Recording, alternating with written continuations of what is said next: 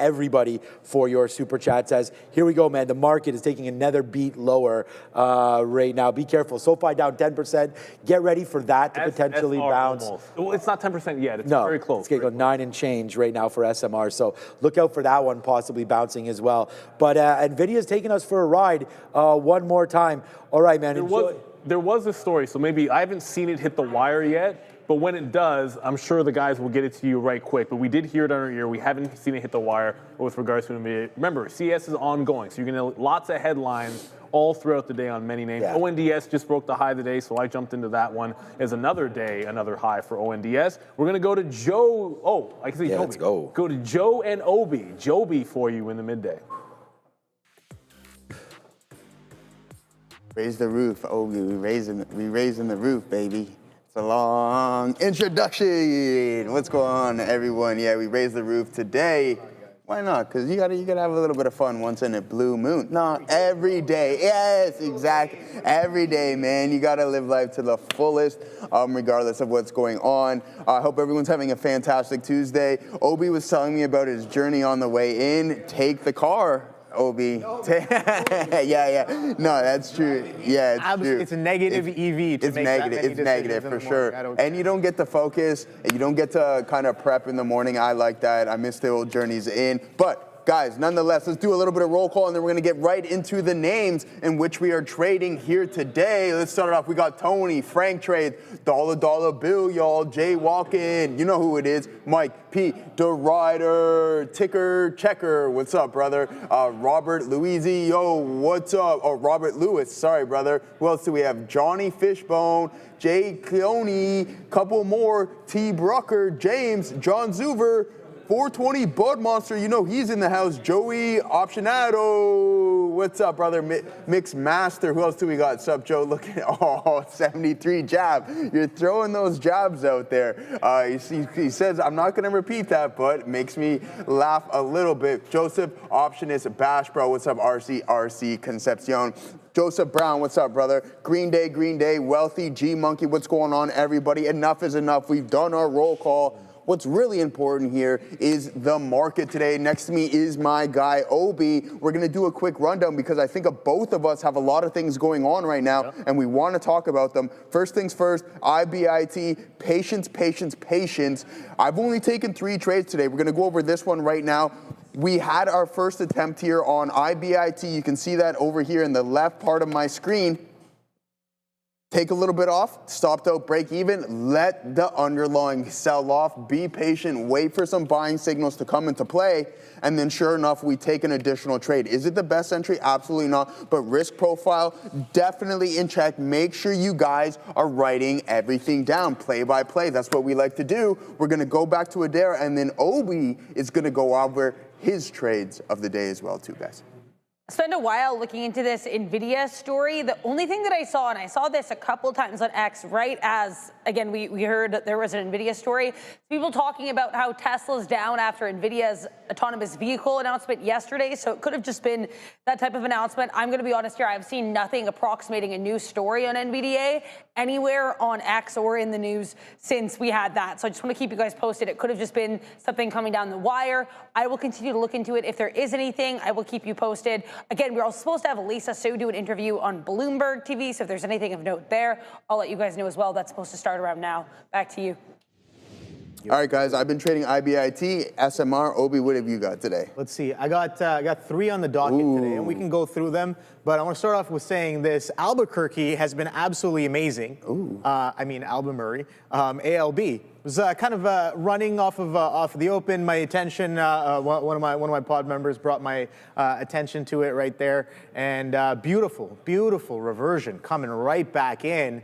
All the way from 164s. I got in 163s, I think. I got in 163s. A little late. I should be getting a little bit higher, but comes beautifully right back into VWAP right here. Now we're currently trading at 158s. So that worked out pretty decently. What else do I have here? Let's see. I took a little bit of silver.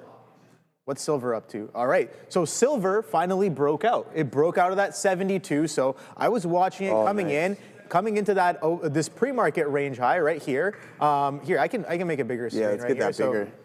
Boom, let's go down here. Let's go to on maybe that, John. even a 1 minute chart. Ooh. And yeah, that's 72 push. Look at that. That was nice. I take the push, take it for 30, 40 pennies, pulls back. I didn't really take it here. I took my eyes off. And then when I saw this consolidating higher stepping up, I was like, all right, well, probabilities are stacking in my favor. I'm going to take that same trade once again, take the next leg. Boom, boom, boom. Sellers come in, get out of the position. And I wait. I missed this one. This one was a bit of a miss. 72 holds once again for a push all the way to 73s. But guess what? When that consistent buying breaks, I take some quick short scalps just to feel it out. And I'm like, all right, 72 halves is holding pretty decently.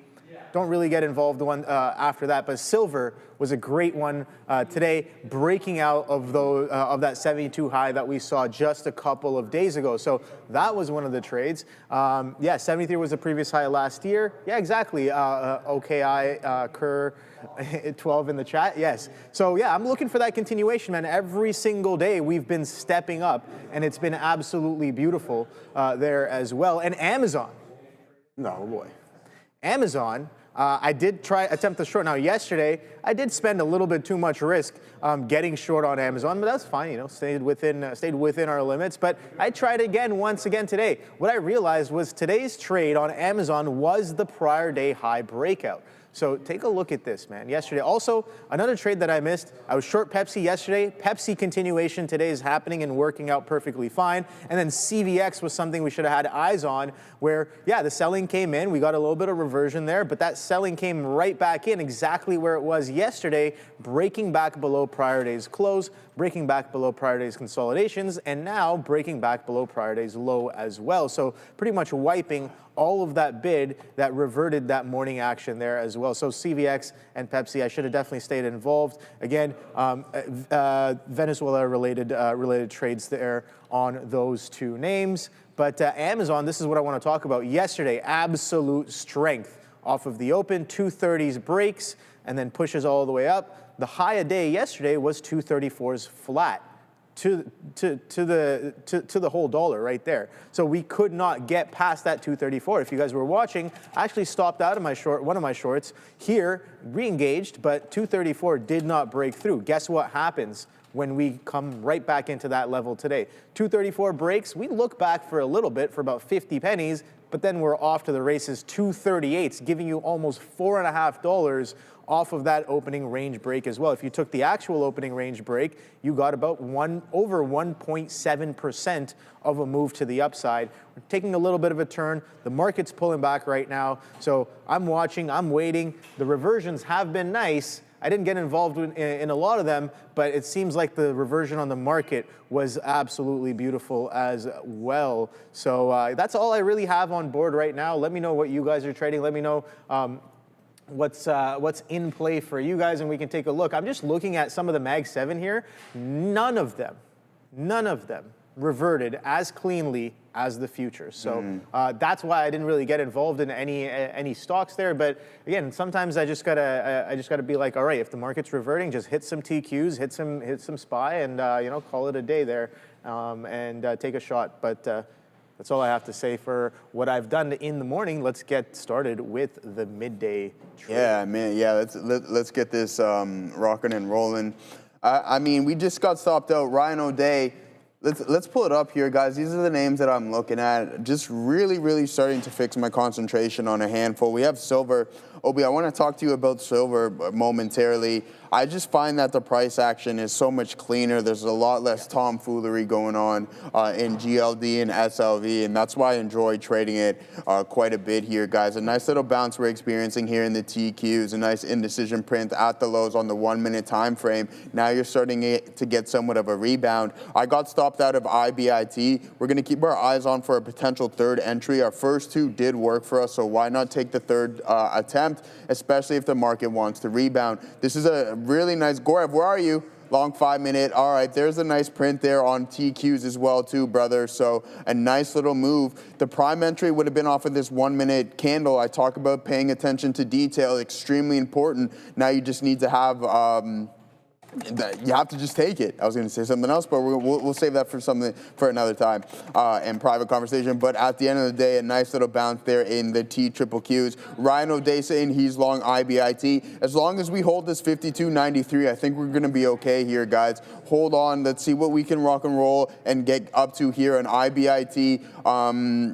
Yeah, and there goes TQs. I mean, this could be a really good potential setup, a nice recovery. This is kind of what you're looking for, especially after an extreme pullback here, a nice, strong opening drive. And then sure enough, you get that pullback south of the volume-weighted average price, a high probability setup. Shoulda, coulda, woulda. We would have liked to take that one, but we did not. So we're going to be patient and wait for some higher quality opportunities. Adara, what do you have? Yeah, I want to talk here about AMD because it is bouncing here. We know Lisa Su, CEO of AMD, is currently doing an interview on Bloomberg saying that compute will have to increase by 100x over the next 4 to 5 years. And also talking about how apparently we're only in the early innings of unlocking AI. So good commentary here from Lisa Su, CEO of AMD. I want to mention as well here, these health insurance plays like UNH, Trump still speaking here at this event saying that, quote, health insurance premiums are horrible. Not moving the market here, but we know that these stocks have moved in the past on his comments. So keep an eye on health insurance and especially AMD right now. Back to you. Thank you very much for that, Adair. So this is what I had my eyes on, guys. SLV, IBIT, SMR. I was looking at Novo Nordisk this morning to see if we can get anything rocking and rolling with that. A strong gap up. Yesterday's session half decent as well, too. But the pre-market price action, relatively choppy. And I didn't want to fight that, right? I want to find something that's relatively clean, that has potential to continue in the same manner in the intraday session, aside from the pre-market. Now there goes IBIT right back to our entry price. We like that a lot. Ryan O'Day, best of luck to you, my friend. But Obi, the thing about SLV I wanted to ask you about, do you think we share somewhat of the same opinions here in some of these commodities, SLV, GLD? A lot less fake outs, cleaner price action. If something is displayed to you, the higher probability of it working. It's what I personally observed and how I feel about some of these SLV and some of these precious. I do agree. It is a little bit cleaner, but again, there's still. I think there's going to be fugues everywhere, right? It's just there's going to be head fakes and everything, but at the end of the day, it's just it's a little bit cleaner to read than that of like say something on the Mag 7, like especially something like a Tesla or something. Something along the lines of that. But no, definitely cleaner, a little bit more straightforward. I agree with you there. In terms of silver, gold is a little, I don't know, I haven't really participated as aggressively in gold, so I can't really speak to that. Wow, ALB, call ALB out, comes right in with a bid. Nice. GG. It's a good thing I covered more than 90% of it down there as of right now. So yeah, that 158's hold, that was interesting. We kind of broke back in and then pulling right back up with that bid. Look at the market as well, man. Market's catching a little bit of a bid here as well as this 15-minute candle comes to a close in about just over a minute. We're catching a bit of a bottom wick hammer candle. I know you like those. Coming in on the market potentially here. SIDU, I know you guys like that one. SIDU, I got eyes on that one. So take a look at this, man. SIDU coming right back up into $5. I gotta borrow some shares on this one. $5, $4.99 is the high day there on SIDU. I think that was around the opening price as well. Let's see what the open was, $4.88, and then pre-market kind of flush here, $5.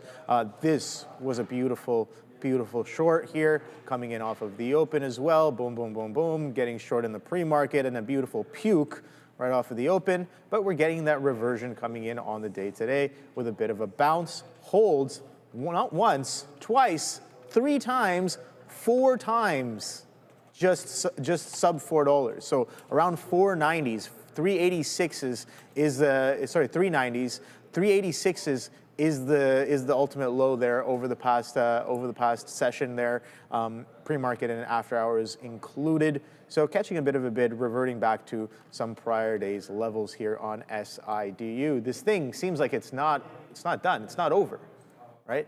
The way it's moving around. So I do have eyes on it.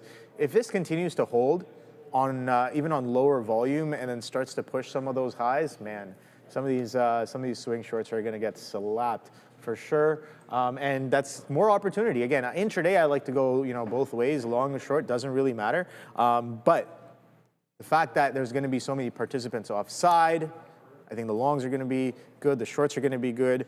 And you got to remember, when something's squeezing, right? And when that buying pressure kind of dissipates and is done, that's probably all the buying pressure there was, and then it's selling only. So intraday, even if it's quick scalps, I like those, but getting long into the squeeze is definitely one to participate in over the longer term, over the swing for sure. But those are the things. Those are a couple of things that I'm watching. SLV we covered. What else do I have? Let me pull up my journal because my watch list here does not have all the names that I was looking at in the morning. So this morning I was looking at. Let's look at it together because I haven't looked at these for a while as well. So it makes sense that taking a quick look at them now to see how they've been cooking. UPST, bit of a continuation there. Came in off of the open. I was looking for that daily breakout. Didn't really come in. Slapped to the downside all the way through 50s. Holding 49 halves right now and pulling back up through 50s. So nothing crazy. Didn't really participate. Pepsi and Coke. You guys knew my thesis yesterday. Guess what? More of the same today as we trickle below. Can't really get back through 140. Can't really get above VWAP with any sort of distinction. And then boom, through prior day's low. So a nice continuation trade, trend happening here on both Pepsi and Coca-Cola. Now Coca-Cola a little bit, the price action's a little bit more fizzy here, a little bit more choppy. So I like Pepsi in terms of trading a little bit better. Coke is definitely more of my thing in terms of the drink, guys. CVX, let's see, this one was the one, man. Take a look at this.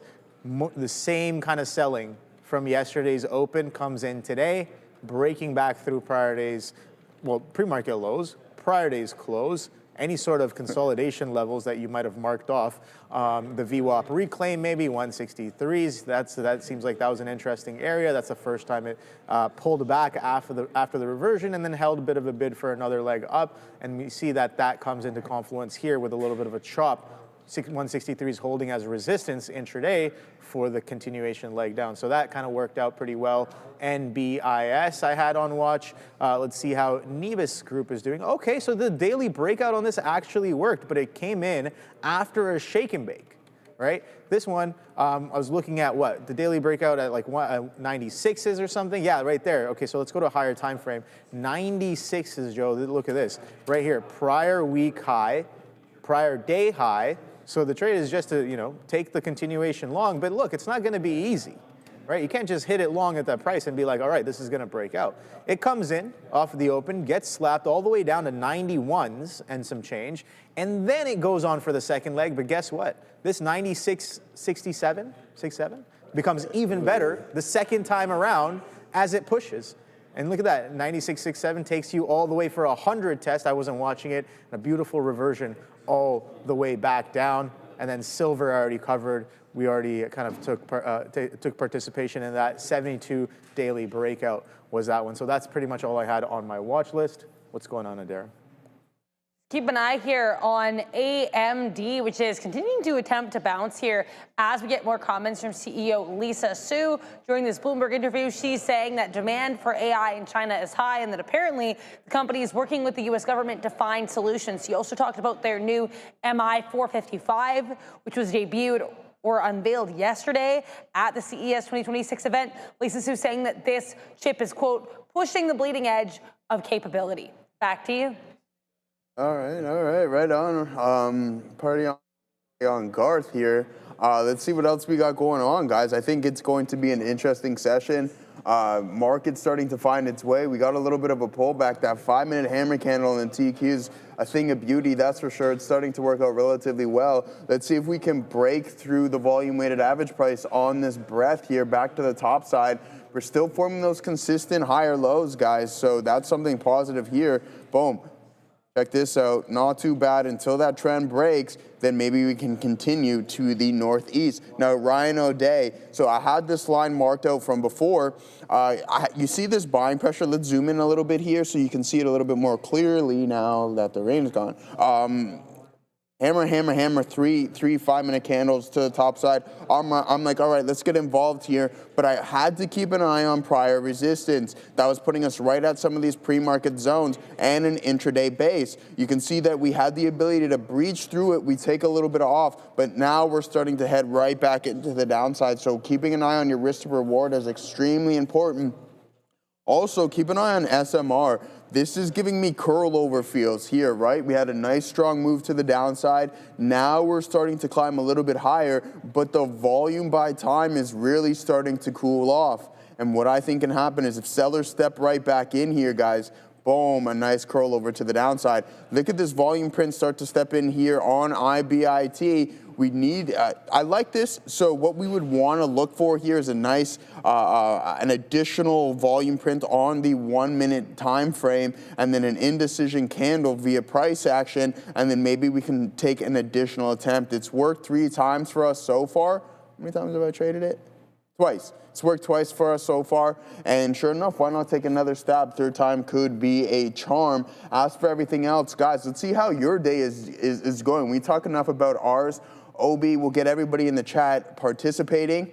We're gonna put, it's a green or red. Put your green or red symbol in there. I wanna see what the chat's been up to and see how everybody's day's been. Doesn't matter, it can be whatever type of symbol. We're gonna be festive, even though people may have taken their Christmas trees down. We got ours up there. Green, says Jeff. Let's see what else we got here. Red, red, red. Points, says Zero Gravity. Okay, thanks for obviously inquiring about your points there. Very interesting. Peiko OR. I know who you are. Don't try to change your name. I know because you put the same thing in the chat every single day. So don't think it. Teal says OB. All right, we like a teal. Teal green. Oh, okay. All right. We like that one. Green. That's a cool one there. Green. Okay, Ozan says green AF, and thank you for your attention to this matter. Anytime. Medical marijuana. Red. I lost the internet on a big scalp and ate a decent chunk in the 5 minutes to log back in. Brutal. I had that happen to me before. And internet went out. I'm like, oh no, what do I do? I was long Nvidia at the time. Thank God for having the app on your phone because you can exit. But what it didn't do was eliminate my orders on my trading platform. So when I eventually regained internet access, it flipped my position. We did take a small loss.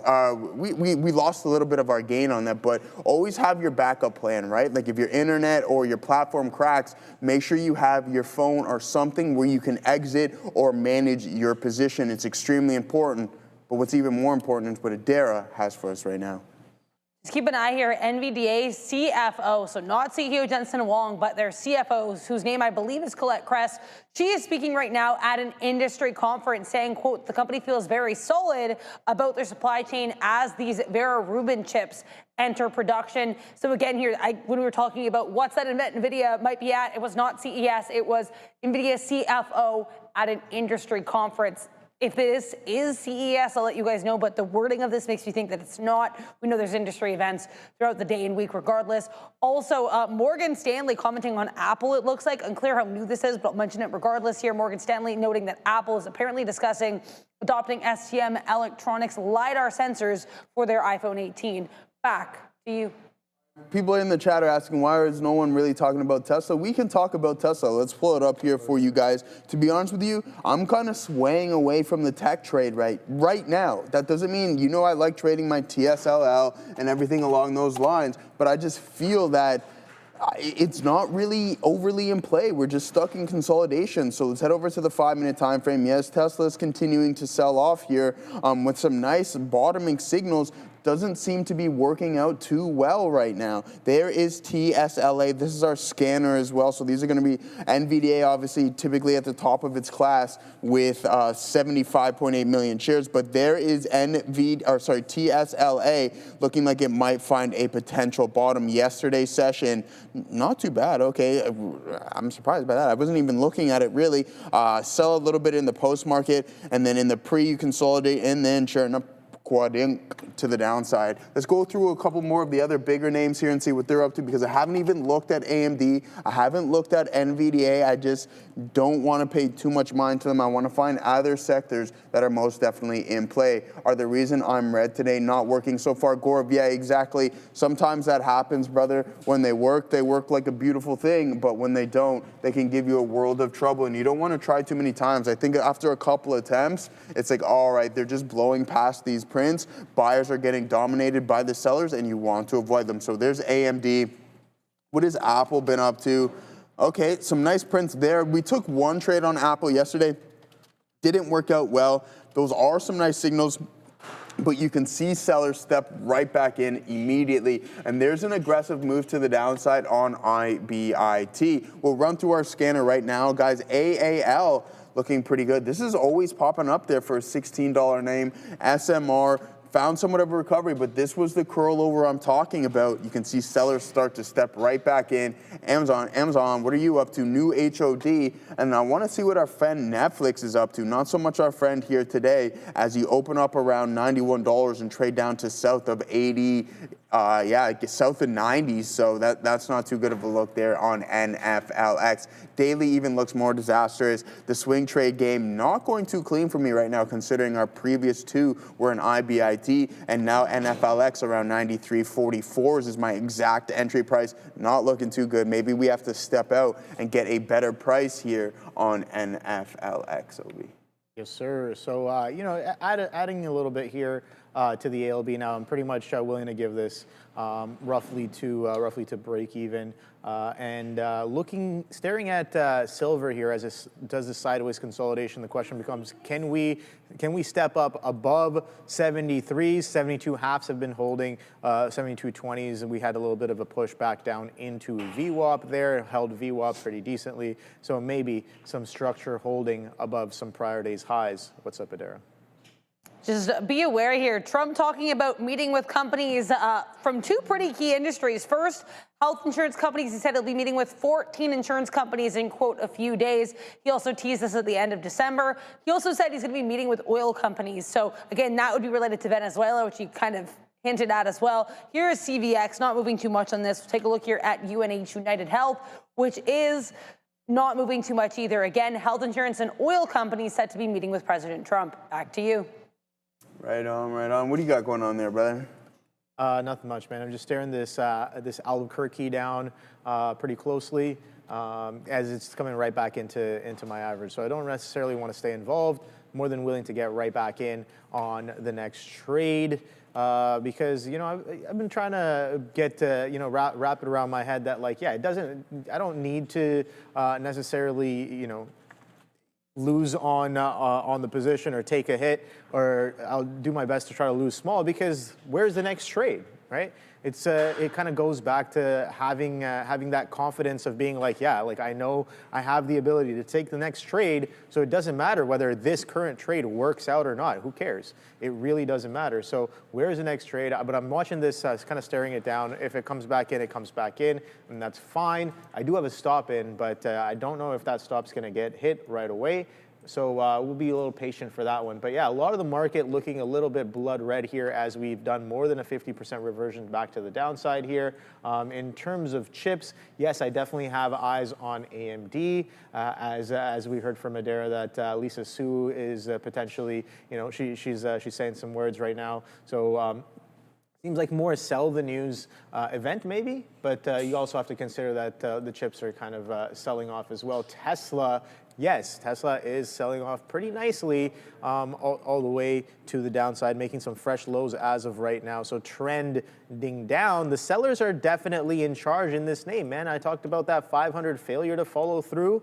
Guess what? We have more selling. Today we did crack through that 450 with some conviction. Yesterday was nice. There's some longs that got involved on that on Friday and even on Monday, being like, okay, this is a record sell streak for Tesla, so it makes sense for it to catch a little bit of a bid, and it actually did. But guess what? Those sellers step right back in. So a little bit of consolidative day yesterday, but that seller dominance that we've been seeing since we rejected that 500, stepping right back in. Now, don't forget how Tesla moves.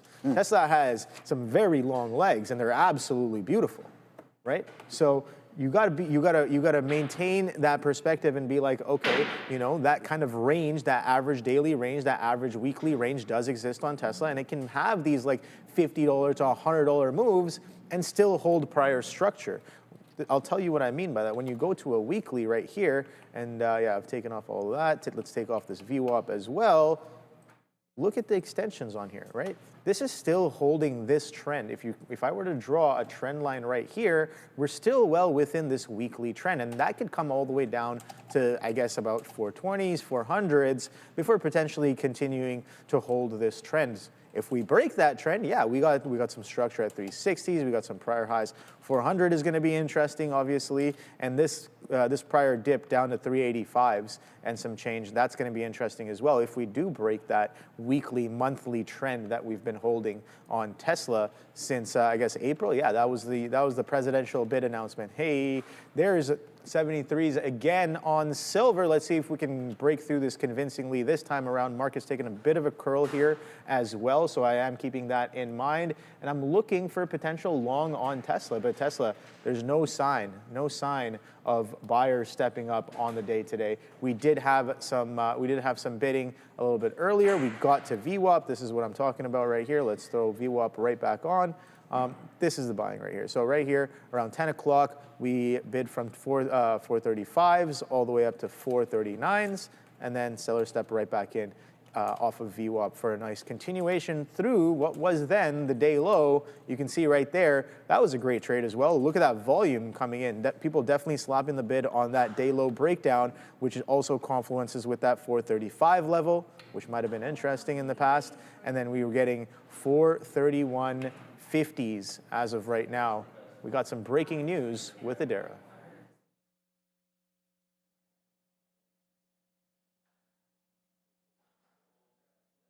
Oh, okay, awesome. I'll just talk then. So spiking here for Nvidia, NVDA spiking higher after Nvidia CFO Colette Kress during this industry event saying that apparently demand has increased for NVDA since their $500 billion forecast. So I guess implying that they'll be able to outperform said forecast. Again, nice pop up here for NVDA as we continue to get comments at an industry event from CFO Colette Kress. Back to you. Big time spike there. Adara brought that to us. You can see that it's not really having too much of effect on the overall market, guys. IBIT seeing if it can find a bottom, but buyers not stepping in. We're getting an increase in volume, but enough is enough. Let's head over back to NVDA and see what we got going on in this name. A nice spike right back up into volume, but I think this is really important to know. We'll send it over on the 1 minute time frame over here for you folks as well too. We are getting a increase in volume, but the effort and result isn't there for me. I mean, we're getting this massive engulfing 5 minute print, but the volume isn't substantial just yet. The lower time frames, you can start to see that increase, but sellers stepping in immediately and also pushing price right back down, guys. So you're getting that volume weighted average price rejection. And the volume, even though it is increasing, I don't know if it's enough to justify. So effort and result there, not looking too promising, but anything can happen with these names. 5 minute indecision print right around the lows, but sellers did have the ability to push price a little bit lower. It did clean as a green candle, close as a green candle, but starting to come back in. Look for your opportunities. SLV is most definitely the trade here, in my opinion. You're starting to form that bull flag, guys. You can see it right here, and then sure enough, you're heading towards that high of the day. In the pre-market, it made a new all-time high, so I'm really liking what SLV is up to. It's unfortunate that we didn't build a thesis based off of the base of that, but that just wasn't in my game plan for this morning. I had Novo Nordisk, SLV, SMR, and IBIT as my primary selections, and we've been trading SMR and IBIT, and they all have been working for us. And to be honest with you, I'm just thinking about going back to my old style, less trading higher quality opportunities, and to each their own. It's like my boxing style essentially wasn't the most active, but when I touched something, Obi, it knew what was going on, and that's kind of just the game plan that I got going on right now. NVDA continuing to climb a little bit higher. Let's see if buyers can step back in. The volume I'm starting to see, so We're heading towards probably one of the highest volume prints here in the day, second largest by the time that this closes. And there goes SLV, a new all-time high, 73.27. Obi, talk to us. All right, guys, your heart will beat 100 times today, 100,000 times today, and every beat is a data point. AIML innovations, that's AIML on the CSC or AIMLF on the OTCs, turns that data into potentially life-saving insights with max yield. An AI engine that filters noise, labels each heartbeat with a lab-grade precision, and shrinks ECG analysis from days to minutes. Their mission? To revolutionize how heart disease is detected, monitored, and prevented. Learn more at AIML Health and follow at AIML_Innova, that's INNOVA on X. All right, guys. So yeah, a little bit of a wrench thrown into Nvidia's price action today. So we were selling off, and on that statement, we do a nice little wipe all the way back to 190s. We just clipped 190s and pulled right back in on top of 189s. So I'm watching this closely. Let's see. Does sellers step back in? That's the question I'm asking. Seller dominance all day. Yeah, sure. Somebody said something about increased demand. That's that's nice, but guess what? We popped and then we're dropping right back in. So if sellers are continuing to stay dominant on the day, guess what? If I was a seller and the price ripped up, I'd be like, that's great. This is an even better price for me to sell at, right? So 190 is coming right back in, 189. So we were getting sellers stepping right back in. Let's see what kind of action follows through after this, after that statement was made. What's up, Adara? I just want to let you guys know, speaking of statements, Trump is done making his for right now. He just finished his comments here at this GOP leadership retreat with his, standard outro music there, YMCA. So he is done speaking again. Trump mentioned meeting with oil and health insurance companies next week. So 14 health insurance companies. Unclear when he's going to be meeting with oil companies or how many he'll be meeting with.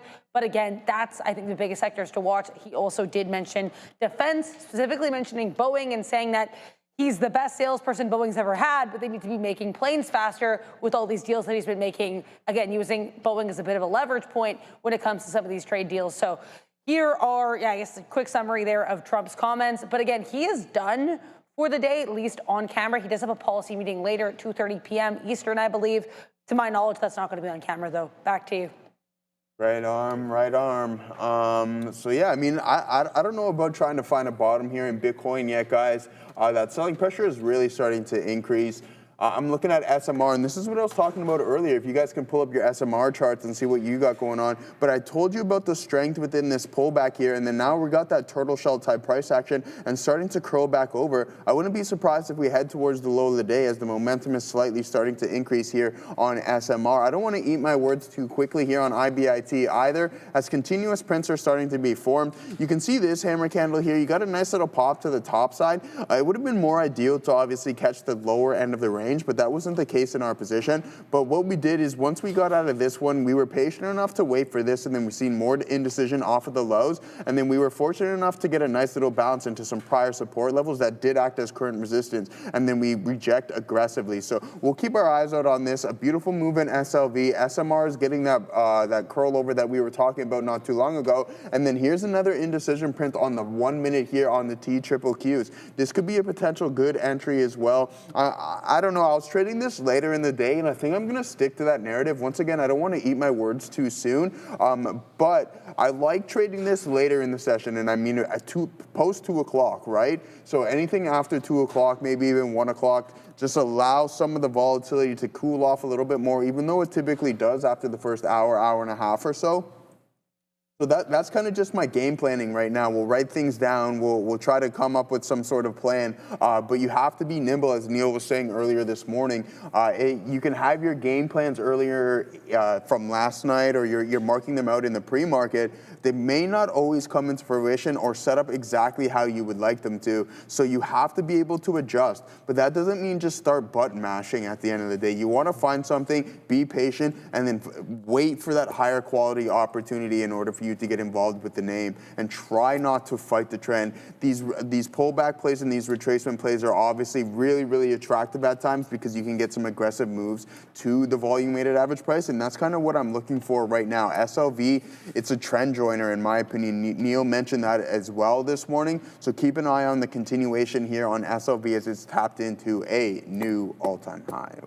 Yes, sir. I'm just checking what the market cap here and the float for NBIS is. Okay, 205 million shares float, 23 billion market cap. All right, cool. We just broke down below the day lows right there. So that, again, we talk about that 100 rejection. That's absolutely beautiful. Take a look at this price action, man. Once the sellers step back in, you have a nice little rollover. You come back in, VWAP holds as resistance, 90 clean, step down, another step down into 95s, steps down again with another breakdown. So stair-step breakdown happening here on NBIS as we're testing these day lows that happen to be in and around 92s, 91s and changes the day low right now that I'm seeing. Let's see, let's get specific right here. 91.30 is the low print there on NBIS. So I'm watching it closely. Let's see if buyers step right back in. Look at the buying that happened in the morning session that took us all the way from 92s to 100 here on NBIS.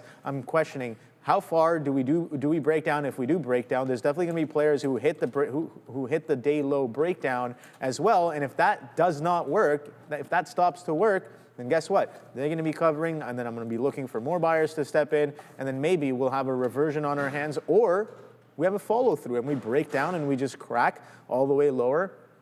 It's wiped back a decent chunk of its move. So there's a few different ways you can be looking at this, but regardless, let's see how the probabilities stack up. Let's see how the price action kind of stacks either way, one way or the other. Looking for, I think I'm leaning a little bit more towards the long, but we'll see if the breakdown comes in as well. I'm more than willing to take the breakdown going the other way at the same time. So got to be nimble. At the same time. So AMD, yeah, we're getting a little bit of a curl here on AMD. Slow and steady, right? Slow and steady. We did break that downtrend. The selling was pretty aggressive off of VWAP. It seems like, I wasn't watching AMD, but it seems like there was a bit of a held offer here, just shy of 219s. Now, you got to remember, held offers are not necessarily always clean, right? There could be sellers just stepping in and around the same area, but it'll be a really tight area, right? Sometimes when it's really clean, it's very obvious. This price cannot get through a certain level, and it just keeps knocking on it, and it's just, you can see it on the chart very clearly. But this also kind of shows me something similar. The top wicks are not necessarily all in and around the same place, but every time price does snap up above it, sellers step right back in and just say, nope, we're not going that way. We got more to sell, more to sell, more to sell. Eventually, you go sideways, you try to go up, you can't go that way. And Joe, there's only one way left to go, Ooh. And that's down. And yeah, there we go. So we got a bit of a breakdown of that consolidation, breakdown of day lows, but that selling was aggressive. And look, the volume was increasing during that selling, so giving you that confluence for continuation. But since then, the volume's kind of dissipated. We're starting to break back above. The market slowed down as well. I'm sure the market tailwind also played a little bit of a part in this. So yeah, definitely something to watch out for here is this break of 214s. If we can kind of push above this 214s and sustain this trend, maybe, just maybe, we get back to VWAP. I have no idea. I'm going to be waiting. I'm going to be watching. Just don't forget that sellers are very much in charge. And continuation trades, I do have to get a little bit better with. I know looking at this as a continuation, we can just be like, well, now I can get short on this structure, risking against 214s. I understand that there are players definitely looking at it in that, with that perspective. But if that 214 breaks, guess who's going to stop out? Those players, right? So it's like, that's kind of what I'm watching for. That's the information I'm looking for. We'll wait and see if that actually happens. But as of right now, sellers are definitely very, very much in charge. And again, that Nvidia got sold right back down, didn't it? Yeah, 189's trading now. So on that wick high, we got to 190.02s and then pulled right back in. So let's see if that kind of digests. But you can see here the market, this current 15-minute candle just went green to red. So we paused for a bit. Prior candle was green after three red candles, and we'd already reverted the strong legs that we had to the upside in the morning session. Let's see if we get some more selling. I know that I was talking to a couple of buddies looking for 100% reversion on some of these names, just wiping that leg right back down for a V-shaped recovery back to the downside. So should be interesting here to see how that price action pans out and if it gives us some information. Let's see what you guys are doing. TXN, okay. Texas Instruments. Let's see what that one is up to. I know that I think I ended up taking a trade on this at the end of the day here yesterday. Yeah, take a look at that beautiful, beautiful reversion going into the end of the day. Closes near the day lows, but Joe, we're seeing this more often, where it's just like when we have some strong action prior day, the breakout or the breakdown of the prior day's extreme is a very, very explosive. Take a look at this TXN. Oh my God. 183s, just straight off to the races. That breakout long off of the opening drive takes us all the way to 192.95, so almost 193. We're starting to slow down here now, but if you like taking opening drives, this was the place to be watching. But you can see that it's not doing any sort of relative volume until after the open, where it suddenly starts doing 3 times, 2.5 to 3 times relative volume. So probably didn't have eyes on it in the pre-market.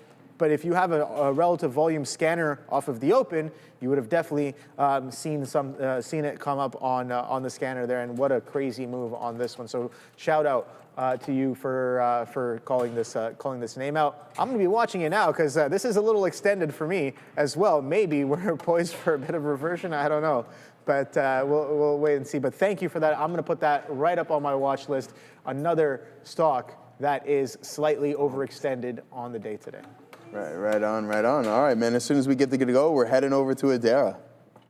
We have some more commentary from CFO Colette Kress of Nvidia, this time related to China. We know AMD CEO Lisa Su is also speaking about China during her own interview here with Bloomberg. Well, what Colette Kress has to say here is that the U.S. government is, quote, working feverishly on licenses for Nvidia so that they can ship their H200 chips to China. Also saying, I think the main comment here with China, she also mentioned here, though, that the company is, quote, going to wait and see what will happen with regards to these licenses for China sales of the H200. So again, we've had lots of comments here from both Nvidia CFO Colette Kress and AMD CEO Lisa Su on chips, both also discussing China. If there's any more updates from Colette Kress, I'll let you know. To my knowledge, Lisa Su has finished speaking for quite some time. Back to you.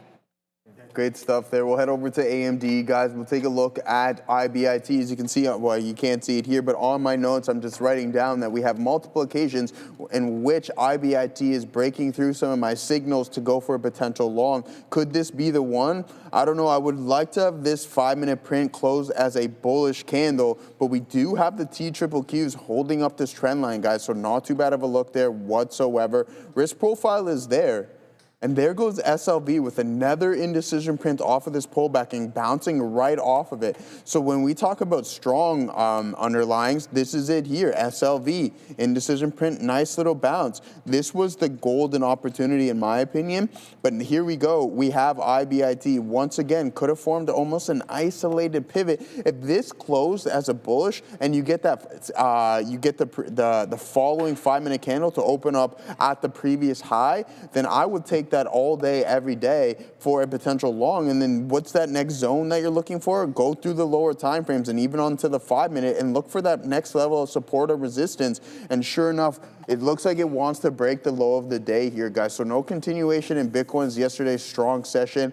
I get it. At times that can be slightly frustrating. It's like, okay, we were strong yesterday. Today, we don't have a buyer in sight. And that was the exact same thing in which I was thinking about Boeing. I don't even really want to know what Boeing's been up to here today, but potential breakout. I thought at some point we were going to get a continuation and set over to the lower time frames as well. But this is a range trade, in my opinion, giving you a lot of opportunities, but the liquidity is a massive issue. And with that being said, you're going to see an increase in the spread. So I wouldn't be surprised. I haven't even looked at it right now, but it's probably around 15 or 20 cents at this point, considering that there's big-time liquidity issues on the lower time frame. 5-minute, not so bad. Boom, there it goes, a break. A new low of the day on IBIT as the market is still hovering around the volume-weighted average price. That is going to be the TQQs, guys, the 3x leverage of the Nasdaq. We have SMR getting that curl over, but holding a base right around 1870, so not too horrible of a look there. We can run through our scanner right now, guys, and see if we see anything, but I have a better idea. Put those dollar signs put the ticker in there and what you want to see. We're going to be going over the rundown, and of course, we want to talk about what you guys want to talk about. So $, Obi, I don't know what you have on your primary list. I know you got some things going on right now, but we'll get those $signs in. I don't know what I'm going to, you know what, cardless pay tech. I'm going the exact same thing as you. And let's see if we can get this going. SOXL, Tony giving me the wink. That's not a ticker, my friend. RWD, SoFi we got on the list. Yesterday we were talking about SoFi. AXON is on there. Nvidia, Jensen is just advertising for Tesla, Elon Musk. No one will come close. All right, fair enough. I agree on some points of that. Rocket Lab, RKLB. You can take a look at Rocket Lab. But we're slowly starting to form a base here on IBIT, and it's dragging me in. Patience is extremely key. When was our last out? 107. So it's been approximately 40 minutes. And I mean, time, I don't know if it's necessarily going to be a factor, but you don't want to be jumping in. I find myself getting into a little bit of trouble when I don't give enough time within a specific entry and exit. If I get out of something and then 2 minutes later, I get it. Sometimes I feel like it's being displayed. But from what I observed, that's not a base, says Rusty Dush. Okay, brother, we'll see. We're all relayed the same information, but I like our chances here. I hope you're right. I also hope that I'm right at the same time, because I would like to take another trade and put something on at the for you guys. That is, other than that, Obi, AMD, we'll pull that up here. Sorry, that's what I was meant to get to. AMD, as Lisa Sue Adair brought us, that she is now finished talking. We got that nice little pop, but you're giving a little bit back. So I'm going to be keeping my eyes on the names that have been working for me the past couple of days. That's SLV. We got IBIT working for us, and there's been no bounce in SMR. TQ's right back to the top end of the range. Yeah, I'm just watching this this Amazon here as well, man. Out of all the Mag 7, well, let's take a look at Meta, because I don't really watch Meta as closely as I should be, but okay, Meta's not really doing anything crazy. But Amazon, relative strength here, absolutely strong. 238.94 as we're coming in to test those higher days right now on Amazon as it continues to push higher here. Now, I was looking for a reversion earlier. You guys saw me. I did get involved in this name here. Oh, there's my out on ALB. So yeah, we're kind of consolidating on top of VWAP. We're pushing up into 62s. Don't need to stay involved with that one. It's already told me enough information that I need to know. Didn't mean to do that. Hold on. All right, cool. Yeah. So where's the next trade? The market's bouncing up here as well, so I don't necessarily want to stay involved with that piece either. But waiting for this Amazon to give me some information. Let's just go to a higher time frame, like a 15-minute. You can see here just holding. Maybe we can look back at some prior structures and find where the next level of resistance is. And we have Hello, what is that right there? What happened? I'm curious as to what happened on December 2nd. Look at that wick shimmy dance that this thing did. That's definitely a little bit of resistance, because since that 240 clip, we pulled back all the way down to 220.99. So about a $20 pullback after we got this clip, and we're running up right into this level. So this a daily breakout level? Absolutely yes. That's 238.96. Today's high a day, 238.94. All right, so I think we have something on our hands here, 2 pennies away from that prior significant piece of action, and that's coming in as not only as resistance, prior resistance once, twice, but also prior support here. So a lot of confluence at this 230. Let's just round it up. 239. 239. That was support that became into resistance. Now this was support post earnings. This earnings that happened here on the evening of Thursday, October 30th. You see that Amazon had a strong push coming into the day, nothing too crazy. Another attempt on day 2 of earnings got us up to 259s, but then nice, beautiful pullback of that reversion back through there as well. And then that 239 coming in as a bit of a level of significance here, and that's what we're knocking up against. So it's a good thing sometimes to look left. We got a super chat right here. Thank you very much. G-Talk, please cover RKLB technicals. Ooh. Nice. Okay. I almost thought that said tentacles for a second with the way that's spelled, but thank you. RKLB. Rocket Lab has been rocketing for sure over the past couple of days here, breaking out. Okay, breaking out of a daily level. Thank you for bringing this to my attention. Breaking out of a daily level, so a midday breakout, daily breakout happening here on Rocket Lab. Let's take a quick look at the hourly as well. Is this all-time highs? I think so, Joe. I think this might be. Yes, it absolutely is. Rocket Lab, so shout out to my Rocket Lab longs. We are definitely going to space with this one right here. 80, 86 is once again printing all-time highs, so thank you for pointing that one out. And we are, again, daily breakouts, I like those. And I like them a little bit better coming in right off of the open or during the opening session. But if we're going to do them intraday, that's cool as well. But maybe not the same kind of umph that you might get if that same technical pattern kind of follows through in the opening session. Again, volume dictates a lot of things, and a lot of things do a lot of volume in the opening session. You can see here on Rocket Lab as well, we did come in and clip those highs, prior day highs. We're getting that follow through happening as of right now as well. So good look there on RKLB. Thank you. Mike DeRuyter said, to the moon, literally, it's not that far. Hey, man, some people are trying to take this to Mars, so you never know. The moon might just be the first stop on Rocket Labs. But people were talking about, like, what are some of the long ideas for 2026s? And I was just like, space sector, of course. Space. With SpaceX IPO on the horizon, a lot of these stocks that are space-related are definitely going to get hype, and a little bit of euphoria. You know, a little bit of FOMO as well, especially if you're pushing all-time highs going into the beginning of the year. I'm like, I want some RKLB longs, but I'm waiting for a pullback. I'm waiting for maybe some sort of significant, consolidation to the lows. It seems like as of right now, that's not coming in at all. What's the daily? I was gonna say, what's the daily looking like on that? Oh, yeah, man, we just looked at the weekly. That was like, yeah, it's right here. Boom, boom, boom, boom. Right here. So nice hold of this $40 level. That was nice. Look at that structure. Pulls up to 75s. Can't really get to 75s. Pulls back down to 40s. And then now we're off to the races. 80s incoming. 85s maybe soon enough we'll see that 100. I think Mike DeRuyter, the moon that you're looking for might be right here at around 100. So let's see. That's the first stop. Let's see if we can make a base there. Ooh. And then maybe a launch pad to the next planet. So we'll wait and see on that one there. What else are you guys watching? Yeah. Tesla seems like it continues to sell off, man. So Tesla here coming into 430s. Boom. 30-minute chart. Let's go right here. So yeah, 430 incoming. 430.01 is the day low. Yeah, okay, that's interesting. Let's go straight to a 1-minute chart. That was the prior minute candle, so a bit of a bounce. 01 bounce on Tesla. That's always interesting to me.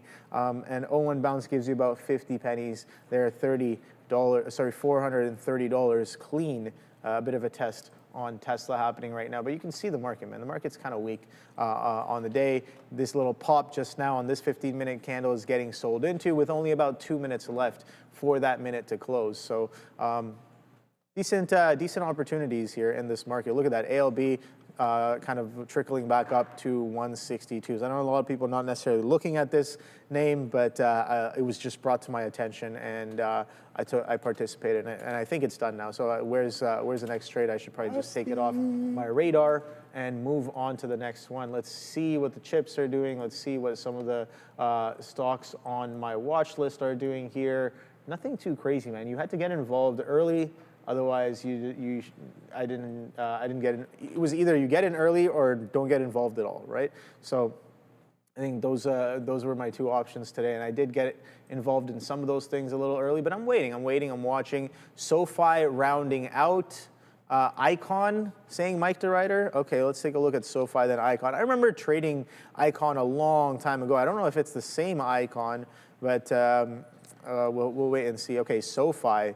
We're doing lots of relative volume on SoFi. That's about 3.5 times, kind of rivaling a little bit of that of the prior 2 days here, 3 times, and then 2.5 times here as well. But strong selling on the day today. So, yeah, reversion on a higher time frame here, all the way from 29 halves. Let's get specific. 29.34s all the way down to 26.34s at the day low. So Good move there on SoFi. I guess if you're saying it's rounding out, are you looking for the long? Icon is not a ticker. Yeah, Icon Energy Corp, man, come on. No, I'm joking. This thing does absolutely no volume. No, I think it was a different Icon. They make motorcycle clothes and equipment, so that's where I kind of knew them from. But I don't think they're listed anymore. Yeah, that was the Icon I was talking about here. Let's see what else you guys are talking about. Yes, VRT right here. Wow, look at this one. Look at that. That's a V-shaped recovery if I've seen one on VRT off of the opening drive to the downside, 162.30s, and then all the way back. Now holding, consolidating above VWAP? Yes, above VWAP right now, 170 hold. So good call out on that one there.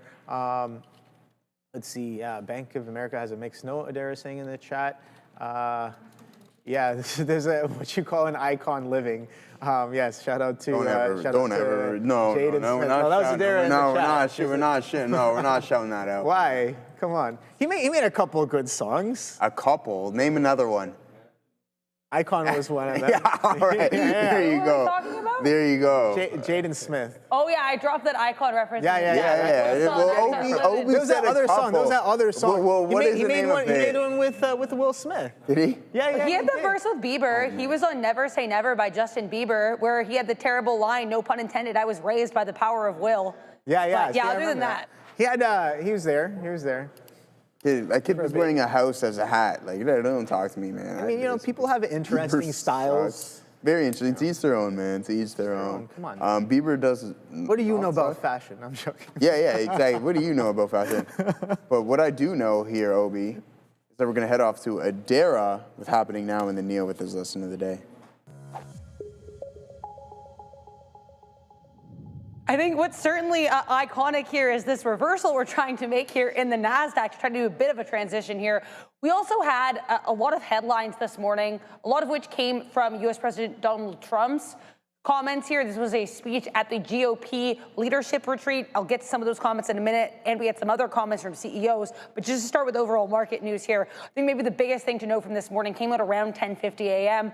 I did mention it here during the Money Talk segment, but Bloomberg reporting that apparently Supreme Court is setting Friday as their opinion day. We know tariffs are pending, so keep an eye potentially on a tariff-related decision or update coming from that day. And as you guys know, I will be certainly watching it and keeping you guys posted. I have no details as to the time the last Supreme Court hearing with regards to tariffs, I believe, started around 10 a.m. If that is the case, I would assume it to be so, but if I get updates, I'll let you know. But, speaking of updates, we had quite a few updates from Nvidia CFO Colette Kress at an industry event today, saying that the U.S. government is, quote, working feverishly to get licenses to allow Nvidia to sell those H200 chips over to China. It's also worth noting she mentioned that apparently that $500 billion demand number they gave earlier this year looks like they might have already surpassed that. So great look here for NVDA. AMD a little bit less enthusiastic, though, their stock reaction to comments from CEO Lisa Su today on Bloomberg, a lot more muted. Lisa Su saying, though, that apparently she sees they're going to need 100x increase in demand over the next 5 years or sort of computing demand here in order to support AI. And speaking of AI, we've got a whole lot more CES 2026 action happening, guys. This infographic features more than 50 publicly traded companies that are confirmed to be exhibiting at the event. That's according to the CES website. Now, why do I mention this now? Because the exhibition, the show floor, opens at 1 p.m. today. So in just under an hour, this infographic hasn't even been posted to X yet. So you guys are getting a sneak preview. This will be posted at 12:45 p.m. and I'll give you guys an update at that time. But a couple names to keep an eye on here include Microsoft, AT&T, 3M, Adobe, AMD, Alibaba, Amazon, and literally every branch of Amazon. We've got that Newegg, NEGG stock that was popping a while ago. Nvidia, Oracle, Qualcomm, Pinterest, Reddit. I could go on, but I won't because you guys will be able to see it on X pretty darn soon. Now, before we send you over to Neil's exciting, effervescent lesson of the day, we're going to take a moment to thank our friends at Origenics because concussions demand fast solutions. And NYSE-listed Origenics, or OGEN, is developing one, which is designed to reach the brain quickly and non-invasively. How do you learn more? It's easy. Schedule a meeting today. You don't have to schedule a lesson of the day, though, because Neil's just going to give it to you right now. Neil? Thank you, Adara. Before we get into the lesson of the day, sometimes I'm listening in and I have questions about that infographic. What exactly is Goodyear presenting about? That's what I'm a curious person by Honestly, nature. I have no idea, and I actually debated even putting them on there, but I thought it'd be fun, because why not? They're listed. That's what gets me all curious. It's like every other name on that, well, every icon that you saw on that list of CES makes some sense to me, but Goodyear. Okay, so that's interesting. What's also going to be interesting is I say compare apples to apples all the time in risk, and every time I'm looking for a perfect example of it, there isn't always one in the day. This time there was one. So that's why I want to talk about SoFi, because if you saw when SoFi was pulling back in all morning, heavy dips, and if you've been trading, then you already know what's going on here. Almost SSR now, almost 10% to the downside. Once, twice, thrice, third one was good. 4, so 1 for 4 catching dip buys on SoFi. There's no chance, if you're going long, that you can make that one work. But oftentimes I'll say something like, okay, well, if I have Intel was kind of an okay stock today, I'll get to that one in a second because that's what I want to compare it to. And there's a couple of others that did okay. But you have to compare your apples to your apples. SoFi is a unique trade. If you're a trader that trades specific setups, then you want to look at two things when you are going back and judging your trade or grading it, whatever it is that you do, or what you should be doing is recording your strategies and see how they occur. So 1 for 4 on trying to catch dip buy reversions on SoFi. Here's how you have to grade it. 1, against other heavy dip buy regression trades, which is good because I can do it this way because yesterday I had 2 on Intel.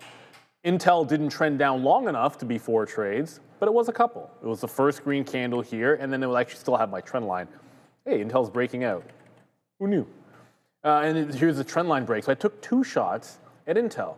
So if I'm 1 for 4 on SoFi and 2 for 2 on Intel yesterday, the way I see it, I need to be green between the two.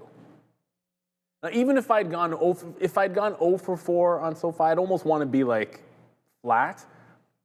But if it was 2 for 2 yesterday and even good enough to get 1 out of the 4 wins, then I want to be in a position where, okay, well, that's 6 separate trades, and I won on 3 of them. And if I shot 3 for 6 and I have good risk reward, I need to be green, right? So that's 6 dip buys off the open on a failed break between 2 yesterday on Intel and 4 today on SoFi. 3 out of 6 of them worked. But if you have good risk to reward, should be green. That's the way that I like to look at a strategy. Like if I need to be, like if you need to shoot 80 to 90%, it's very difficult to have that kind of a ratio. You need to be really, really good with your risk to reward. You need to be really holding your winners longer. Now, ultimately, if you have any semblance of that, then it's easy to shoot 50% and then be green amongst the stocks. But there's another way that you also want to be able to look at this too, which is not as simple to judge. And that is, what did that trade opportunity give you? So the first one, when effectively I was buying it at this range where I first saw, again, didn't even have a green candle, but I was buying it up the initial breakout dip. I'm holding a sneeze right now, so apologies if I have to rush over to my mute button in a second. I think I'm good. So I was buying this particular dip to the low. My price was about 28 1/4, it's gonna be difficult to see, and about 10 cents worth of risk. So the first short, I'm risking about 10 cents. The second short, I'm gonna do all at once. Risking again about 10 cents. Breaking back through 28, I gave it to about 95, and it's effectively the same on the other. So in all 4, I'm in the range of 10, you can call it 12 or 13 cents with some slippage on all of those trades. So then you've got to ask yourself, okay, well, what do you need? Like, how is it that the risk to reward on that Intel trade applies here that you can only win 50%? Well, what was your upside if it were to bounce? Now, I know this one in particular, it's like half out to here, second half out to there, because that's you've extended from VWAP trade. So that's really easy. Like I can look at it and say, well, when it half wins, it's pretty good, but if it goes all the way, my average out is going to be about 50 pennies. That's like 5 to 1 if it goes all the way on that trade. And then when it goes half the way, you're going to be able to get like a 2 to 1. It's the same thing with this trade. It's like a 4 or 5 to 1 in there. So I know the 2 deep dip buys, no questions asked, they fit the bill from risk to reward standpoint. Where it gets trickier, and this is where you learn from them, is the dip buy here, there's no VWAP play that's going to work out very well here. Maybe I can talk about it at 28 where you've got a 2-to-1, but at this point, like this trade here, I'm now starting to look at it just going back technically to like 28.6 and then even this 28.45 level. That's really tight in terms of the risk to reward. So when going back and judging this, I'm happy with the fact that, okay, I shot 50% over the last 2 days on this particular setup and I was able to be green. However, the risk to reward on the first trade was not quite good enough. It was acceptable on the second, but it wasn't acceptable on the first. So I can go back and tell myself, I tried to be patient, but no, I can take this hit at 28, but I shouldn't have had that first trade. And then maybe the next time it comes through, maybe I only take 3 shots at it, and then I'm 1 for 3, and then I'm possibly up on SoFi today. It's just that little bit of nuance is what can be the difference. It seems boring and it seems ridiculous, but I can tell you boring and tedious and ridiculous is how you can be profitable as a trader. That's just how it is, and 20 years of experience has taught me that in spades. So just want to shout that out. I think there was a perfect example, because it's not very often that, like yesterday, there was a falling knife dip buy trade that worked perfectly in a VWAP, and then today, one where I can show you when it doesn't work, and then literally compare apples to apples, and show you that you have to find a way when you are wrong, or when you're only like 50%, or 51%, or 52%. You've got to find a way to be green on that basis. Because what scares me when I look at a lot of traders over the years is I have seen, and this is a very true statement, I have seen traders, multiple traders, many traders, dozens of them, where they'll have a month that they didn't make money. And then you look at their individual, not just their individual trades, but their individual days. And it's like, you're shooting like 55, 60%. What's going on here? There were 22 trading days in a month, and you were green on 13 or 14 of them, and yet you got smoked this month. Like, what's going on? Or I'll look at an individual day, and we'll be going through a trader's trade list, and they may have had 12 trades on the day, and there were like 7 of 12, shooting 58%, and they were shut down. And I'm like, what's going on here? And it usually comes down to the simple fact that the risk to reward on their individual trades didn't make sense. So when they were winning, it's like they were risking 50 cents to make 20, little things like that. It's like, well, my stop, I'm long at $1, I'm going to give it to 50 cents underneath. But then they were at a half the trade when it goes 10, 15 cents in the money. It's like, well, that doesn't make any sense. Risk to reward, you can't make money that way unless you win 70 to 80% of the time, maybe even higher than that. So that's something that a lot of traders have struggled with. I hope that it can help, and it's the kind of thing that over time, it will make you a better trader if you actually narrow down individual strategies, compare them against each other, not some random breakout versus some like trend trading, mean reversion. Those are two separate things. Try to go apples to apples so you can judge risk and you can judge the performance of your individual strategies, not just stocks. So, hopefully that lesson of the day helps. I can report that the beef that we got was a little chewy, but the noodles were delicious. So I'll give the lunch like a solid B- here today. B-. All right, Neil. We'll see, man. Great lesson. We're definitely. Some of my months I can definitely relate. I'll tell you that much for sure. You have that like 60, 70% win rate, and then it's just like 2 or 3 days just like take you out. And then the month goes absolutely red. But it's a work in progress. It's definitely a work in progress. But yeah, no, great lesson there. Yeah. Thank you very much, Neil. It does come down to how much you're risking for like risk allocation and like grading, like properly grading the trades that you're taking, right? Yeah. It's like taking C size on a B or A trade, or taking the same size on every trade. Which those are just 2 of the things that like sometimes I find myself doing, and I'm just like, yeah, come on, man. Like this is a B trade. Like why am I taking my default, which is just set to C size? Yeah. And it's just like, come on. Same. But, all right. Just being a little bit more aware of that. Most definitely, man. I totally agree. I think a lot of us were doing this as Neil was going through his lesson of the day. But Ryan, let's see here. Let's see. I forgot. Is it Duffy? Who is it? Ryan Duffy, it is. All right, brother. It's your time. It's your moment to shine. He says AUR.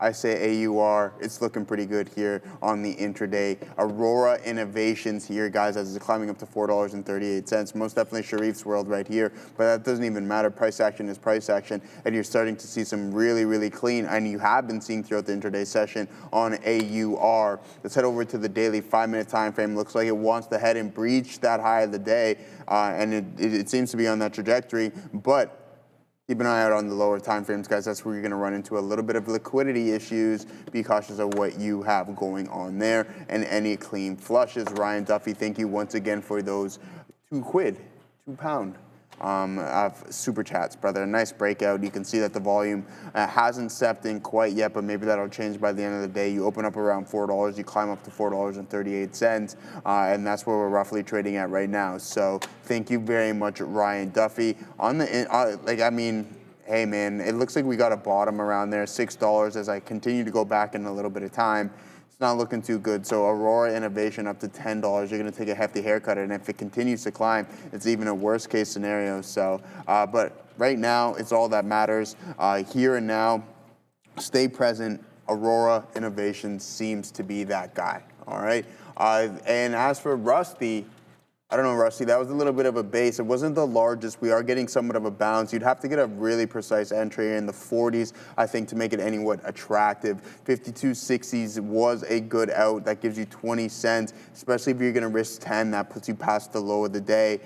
So 40s, 52.40s was the ideal entry on that front. I'm going to head back to SLV and see what this name has been up to, 73.19, as it continues its grind to the northeast, and that's exactly what we would like. I mean, I'm not involved in SLV, but can't complain whatsoever, up to 73.19. The TQ's continuing its bounce and recovery from the aggressive selling that we've seen about halfway through, 10:30, I shouldn't say halfway through the day, 10:30.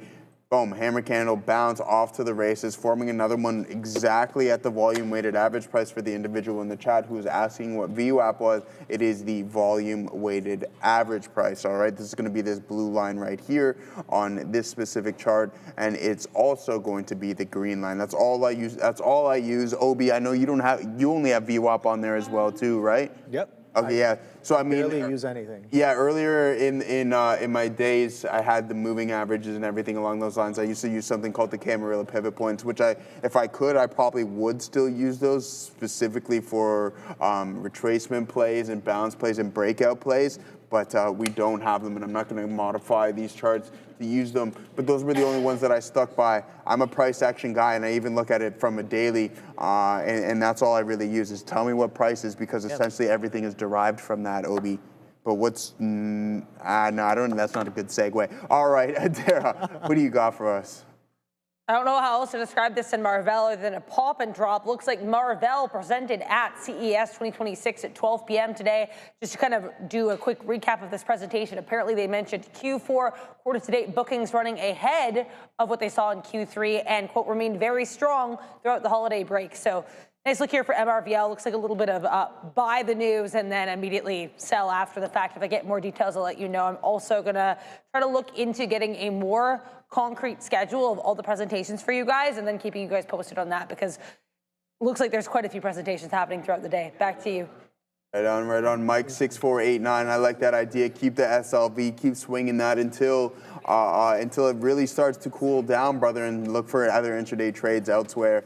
Right now, we're getting a curl over in IBIT. SMR is finding somewhat of a base as well, too. Couldn't crack through the low of the day, so be patient and wait for those primetime opportunities. This is exactly what I'm doing. My last out and my last trade was exactly at 53, or sorry, that's the price. Hello, 11:08. So a little bit over an hour. What do you got going on there? You just I'm watching this Marvell. Marvell broke that 88 and instantly prints 50 pennies below. I'm just like, oh my God. I was getting ready to punch that. Go, and it just went without you. I mean, maybe a little too early, but this thing is really, participants are really hitting the bid on this one. For it to do something like this, that pop and drop, definitely a good way to describe it. VWAP and then slams right back down. So yeah, I'm maybe feeling a little bit of FOMO, but I'm just looking to chase into this. Sorry, I didn't mean to cut you off. No, not at all. I mean, Marvell is popping. We want to talk about that for sure. So Yeah, let's pull it up here and see. You have it on the 5-minute time frame there. Let's hit it on multiple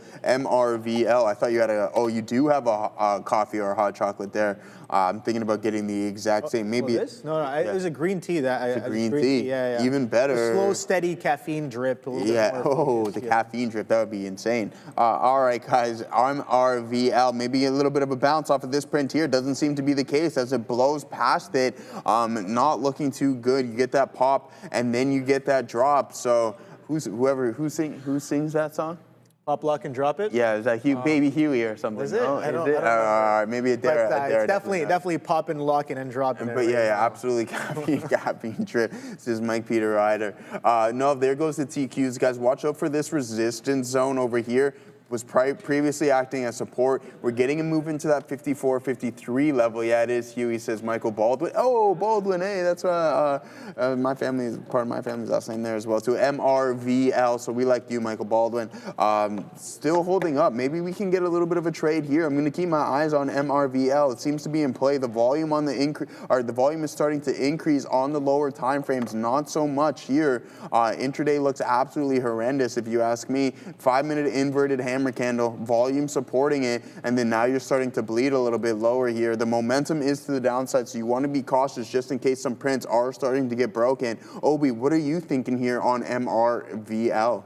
Well, I'm watching it. That 88 was nice. We did drop down. What was the low there? I didn't even pull it up on my multi-time frame just yet because I was just getting ready to just hit it. And then as soon as I go for it, it already dropped 50 pennies. But MRVL here, let's see. What is the day low currently? Yeah, 87.35. So it gives you about 65 pennies almost right away on that pullback in. But that's kind of what I wanted. I think if we're going to reclaim some of these lows, I'm going to let it chop around. But you had to be here on this pop to really see what would happen. I think I wasn't there for that, and I think taking it back down through 90s, maybe even through 91s, if you're nice with it, that 91 back through short after a VWAP wick rejection could be interesting, just the flow kind of maybe telling you that, yep, we're not going to go that way anymore right now. I am stalking Amazon, waiting for the prime setup. But it's not here as of right now. We had one of the highest volume bars on the day with the push of 240s. Looked like a little bit of capitulation, maybe, I don't know, but maybe it was just people hitting the 240 push. But we're slowly continuing to trickle back up. The market is taking another leg back up, so we've now reverted 50% of the down leg that we've had on the market. So that's looking pretty good for maybe more Amazon continuation. But I'm watching this one. This thing is pretty extended on the day. We have a day low at 231.75. Current day high is at 240.75. Nice.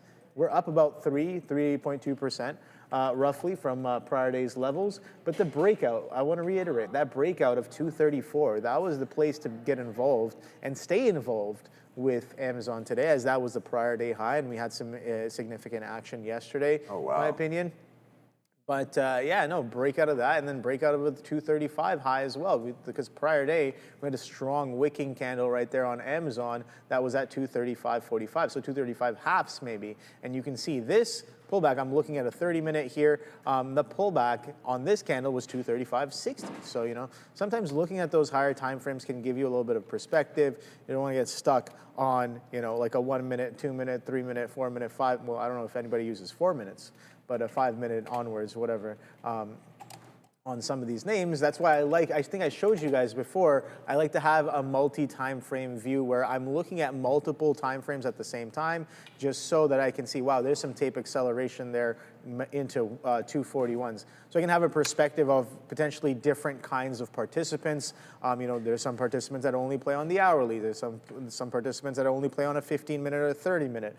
Some only play on like a 3-minute, 2-minute, or a 1 minute, right? So it's just like at the spots where most participants are getting involved, whether if they're getting in or getting stopped out, that's where I want to be looking, especially as a day trader, for some information or maybe to get involved myself, right? So yeah, it's definitely something that is coming in right now, the market bid. So let's take a look at some of these Mag 7s and see who's the one catching a little bit of a bid.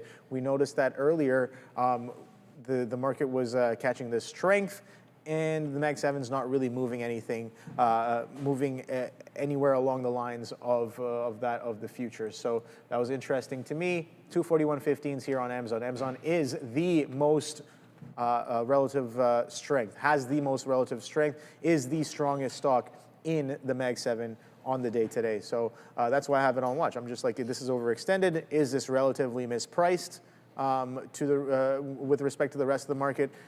Yes, maybe. I don't know. We'll find out. Doesn't matter. I'm just waiting to see when and if that buyer or those buyers start to really slow down and we get some distinct selling, and then maybe a market turn confluence would be nice as well. But it seems like Amazon's just doing its own thing all day long. What's up, Adara?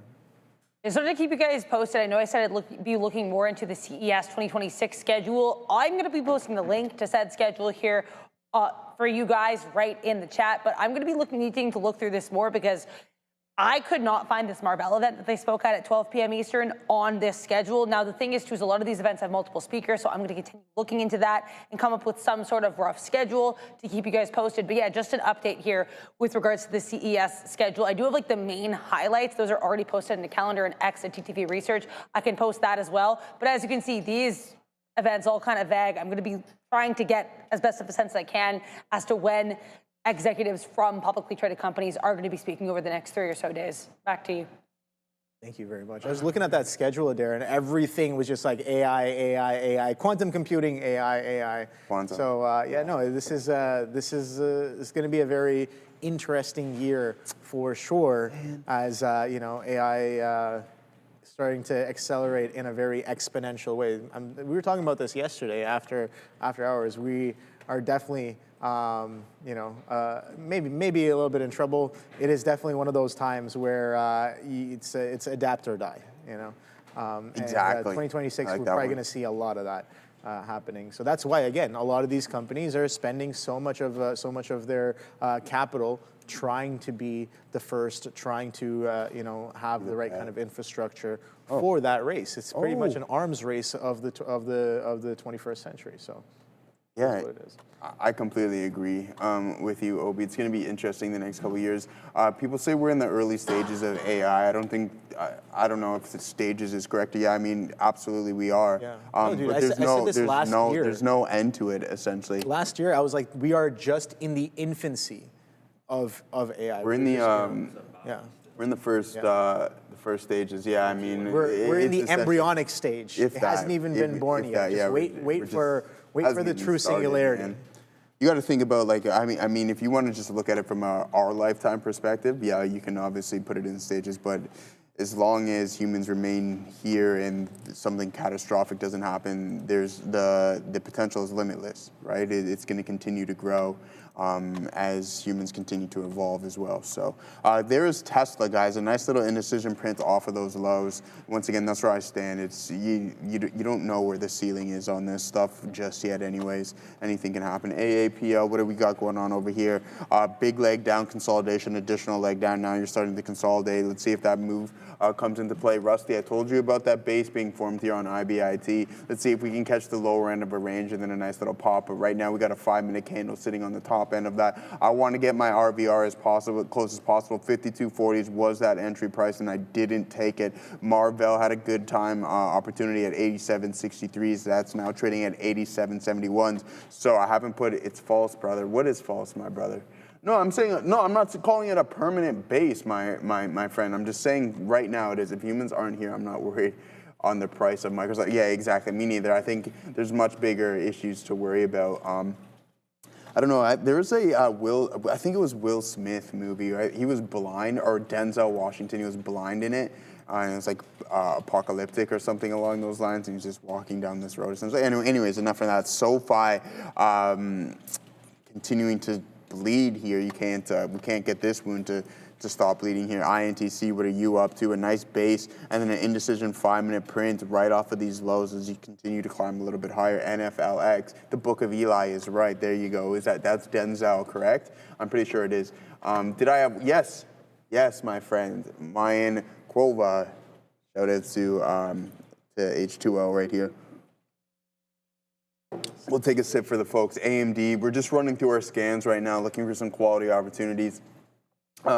This is the resistance zone I was talking about here. You can see that we're starting to get a little bit of a rejection here on the TQQs as we got that prior support acting now as resistance. So keep an eye out on that just in case you do have a rejection of that specific level. MRVL getting that nice bounce. Obi, did you take anything on MRVL? No? Yeah, I know, man. There's a good opportunity. I wanted to hit it short, and I was like, that's definitely not a short back through 88s. Again, reason to buy? Yeah, valid scalp there back through 88s and then coming back into 89s for sure. I'm watching this Amazon, and this Amazon is starting to accelerate on increasing volume. So I'm just waiting. Like, this is starting to look like this might have a little bit of a blow off top, and that's what I'm waiting for. Oh. Maybe 45s coming in here, but this is some very interesting price action here on Amazon. No news. I don't know what's going on here, but the price action is very telling. I'm just patiently waiting for the next trade if it's going to have me, right? We'll wait and see, but some acceleration here through that 240 happening on Amazon. Take a look at some of these 15-minute candles, man. We were consolidating nicely around that 238, and then boom, right to 242 halves right now. And the market tailwind is definitely there on our side as of right now, so maybe that is also adding a little bit of confluence, but I did say before, man, yeah, it's doing its own thing. The market pulled back about 50%. This thing consolidated at its highs, 238s, 239s, and then now off to the races. I'm waiting to see if we do anything interesting into 242 halves, 245s, sorry, 242 halves, 245s.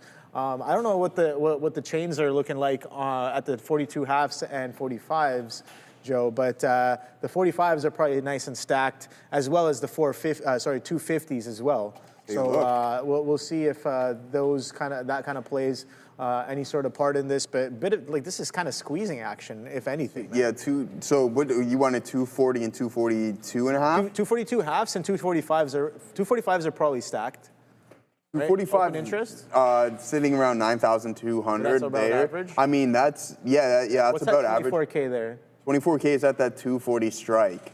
240s? Yeah, 240s okay. has the most amount of size right now. With 24,400, well, probably 250, 5,000. So a little bit less intraday action on that specific zone. But if we head over to the 16th, we might see a little bit more activity. Look at that, Obi, at that 240 on the 16th. 76,000 open contracts, 250, 60,000, and then we head up a little bit higher up to those 260s. You have 36,100 on that level.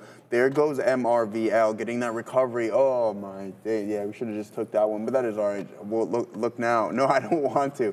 Is it good or is it bad? That's all I want to know, if it's good or if it's bad. It is dealers buying to be delta neutral, says Ozen. All right, fair enough. We like that thesis there. Ian Ganther, please let me know if we're getting any form of recovery there in NFLX. If not, I don't want to hear anything about it. But Amazon looking not too bad, guys. We talked about NVDA tops. There's a lot of open interest here. TSM is building a new facility with a new generation of chips 2020, so they can be, Sharif definitely knows a lot about that, and we look into that as well, too. So thank you very much for pointing that out, Aziz Ali. Okay, Ian Ganther hasn't replied to me. Okay, moving up, but that's all I want to hear, brother. Thank you, much appreciated. Here's NVDA. We talked about the supply zone. We're going to head over to the 16th expiration cycle. That's continuing to grow. I mean, we talk about these call walls over and over again, and I think this is going to be a key level to keep an eye out here on NVDA. If hedgies want to push this price down, if you're short that, then you want it to close below 190, and it looks like it's going to be the case. We've seen this on multiple occasions in the fact that NVDA has these massive call walls, whether it be leading into earnings or even outside of earnings, and it's hard to push past those supply zones, and I'm going to call it that. If we head over to the daily there on NVDA, you can see that we're just in a congestion zone, and I'm not the biggest fan of the names right now, to be honest with you. The semi-trade has most definitely been hot, but I things can most definitely cool down, and I think that's the case that we're currently sitting in right now. So let's pull up Nvidia and see what we got going on. You are getting somewhat of a bounce heading up into that zone, but by the end of the week or next week, I wouldn't be surprised if we close below 190. I could be wrong, and for those who are long, hopefully I am.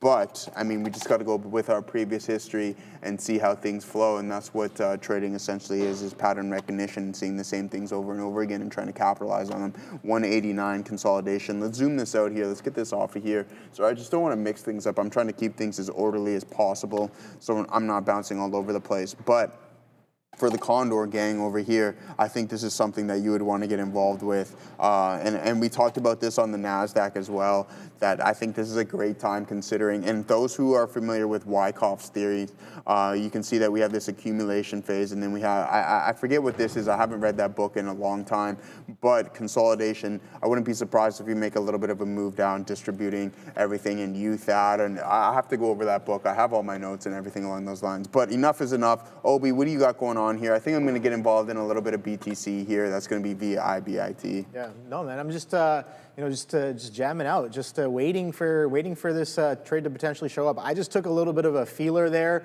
punching into 241.70s, and I'm like, if this goes, this should go right now. Otherwise, I don't want to be involved. And then we started printing 90s right away. I was like, all right, nope, no, thank you. I'm going to let you do your thing. You know, I got to get a little bit more comfortable with taking lower highs.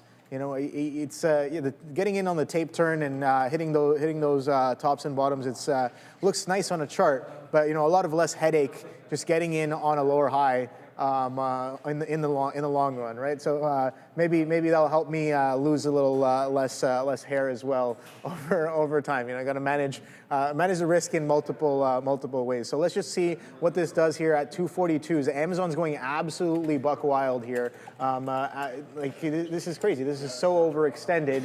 But again, we talk about the SPY is about to break high a day. The TQs or the Nasdaq are about to break high a day as well. So yeah, that could definitely give more of a push to Amazon, and we can definitely clip another 50 pennies to the high side. Look at that, it's coming right back in. If you guys can see the tape here, I'll put up the filter as well, just so we can see anyone significant that does potentially show up. But I'm watching this thing very, very closely, and yeah, no strong reason to sell for me, at least as of right now, if it's going to continue doing this kind of action along with the rest of the market. The market's headed for its highs on No, I'm not no longer. I had a quick short on Amazon and then just punched out. But yeah, no, that thing is definitely not going that way as of right now. Now that could change with every tick, right? The probabilities do change with every tick sometimes. So if I do see that change starting to stack in my favor of my bias right now, then yeah, I'm more than willing to get right back in. But the thing is, these things move so fast. Sometimes it can just wipe down 50 pennies to $1, and then you're like, damn, I just missed the best entry. But you know, it doesn't. You don't have to have the best entry. You just have to be involved. That's another thing I'm trying to get more comfortable with as well. But there we go. There's the 30s coming in again. So high a day on Amazon right now is 242.66s. 30 penny wipes, easy on Amazon. It can very easily do that without any sort of trouble. Here we go. This is the 15-minute chart. You can see here how we're building this current 15-minute candle with about 8 minutes left. Even if we pull back to say 41s, right? It's $1 down. If I'm looking for a reversion to VWAP, that's all the way at 237s. I highly doubt we're going to get that, right? Maybe going into the end of the day, perhaps, but who knows? I have no idea. If Amazon's going to be this aggressively strong, look at this. We have volume candles that are towering and almost contending some of those of that of the open. And this is the middle of the day. So definitely some interesting participation happening here on Amazon. It's the only one doing it. So someone knows something. Maybe someone's, like you said, some delta hedge or whatever happening right now. Bit of a squeezy action for sure. We're breaking out daily levels. We're breaking out weekly levels. And the market's about to break out of its day high as well. So the longs are back in action here on Amazon after a few days of selling. But there's one stock where the longs are definitely not in charge, and that, my friends, is Tesla. Ooh. Tesla continuing to lose its charge here all the way to the downside. 430.01 is still the day low. So that's still very interesting to me. We'll see if it continues to hold that low, but if we crack that 430, maybe there's a quick scalp on hand there on Tesla, but already beaten down pretty decently on the day. High a day to low a day, that's about a 4% drop right now on Tesla here. Let's go through some of the volume leaders as Amazon decides to break that high again. See, there you go. See, that's why I like to kind of dabble.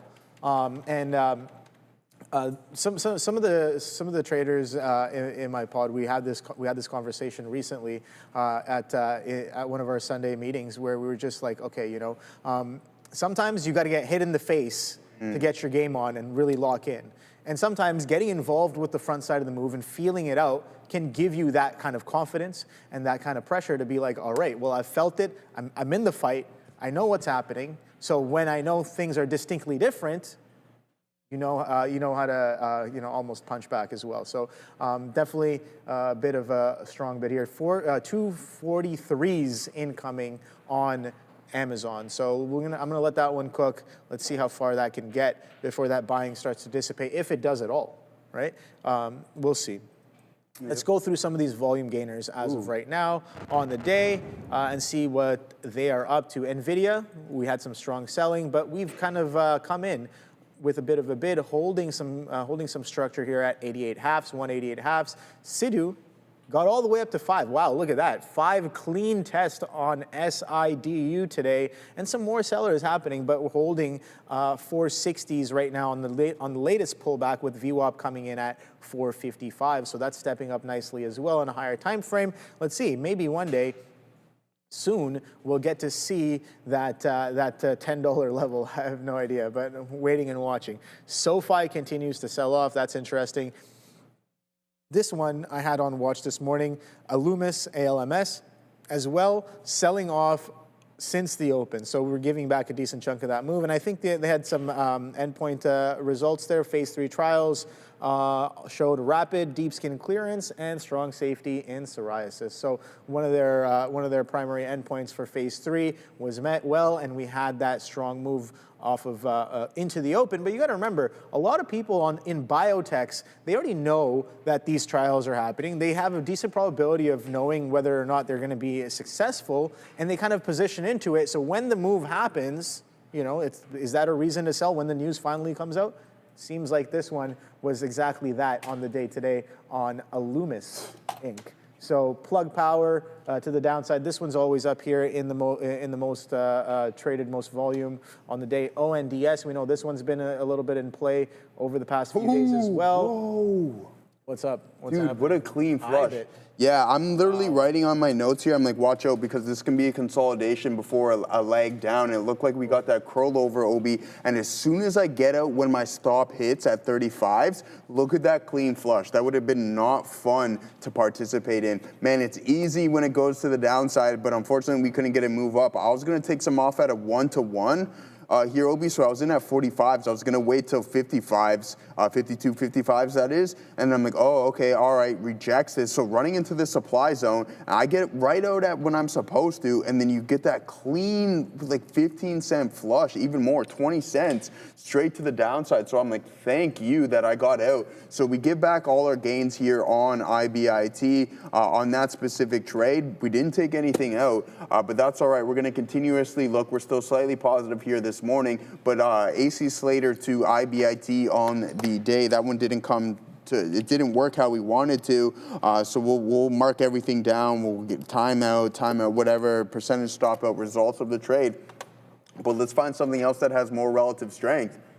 And my guy Ian Ganther is saying, look at NFLX start to recover. So we have a low of the day of around 89.77, and then a strong move to the top side. There goes IBIT right to the downside as well too, guys. So keep an eye out on that. I could switch over to the TQs and look for a potential move, but with the likes of Amazon climbing higher and we're getting a rebound here in Netflix, I think we're going to avoid that and head over to our scanner to see if we can find anything that we like potentially.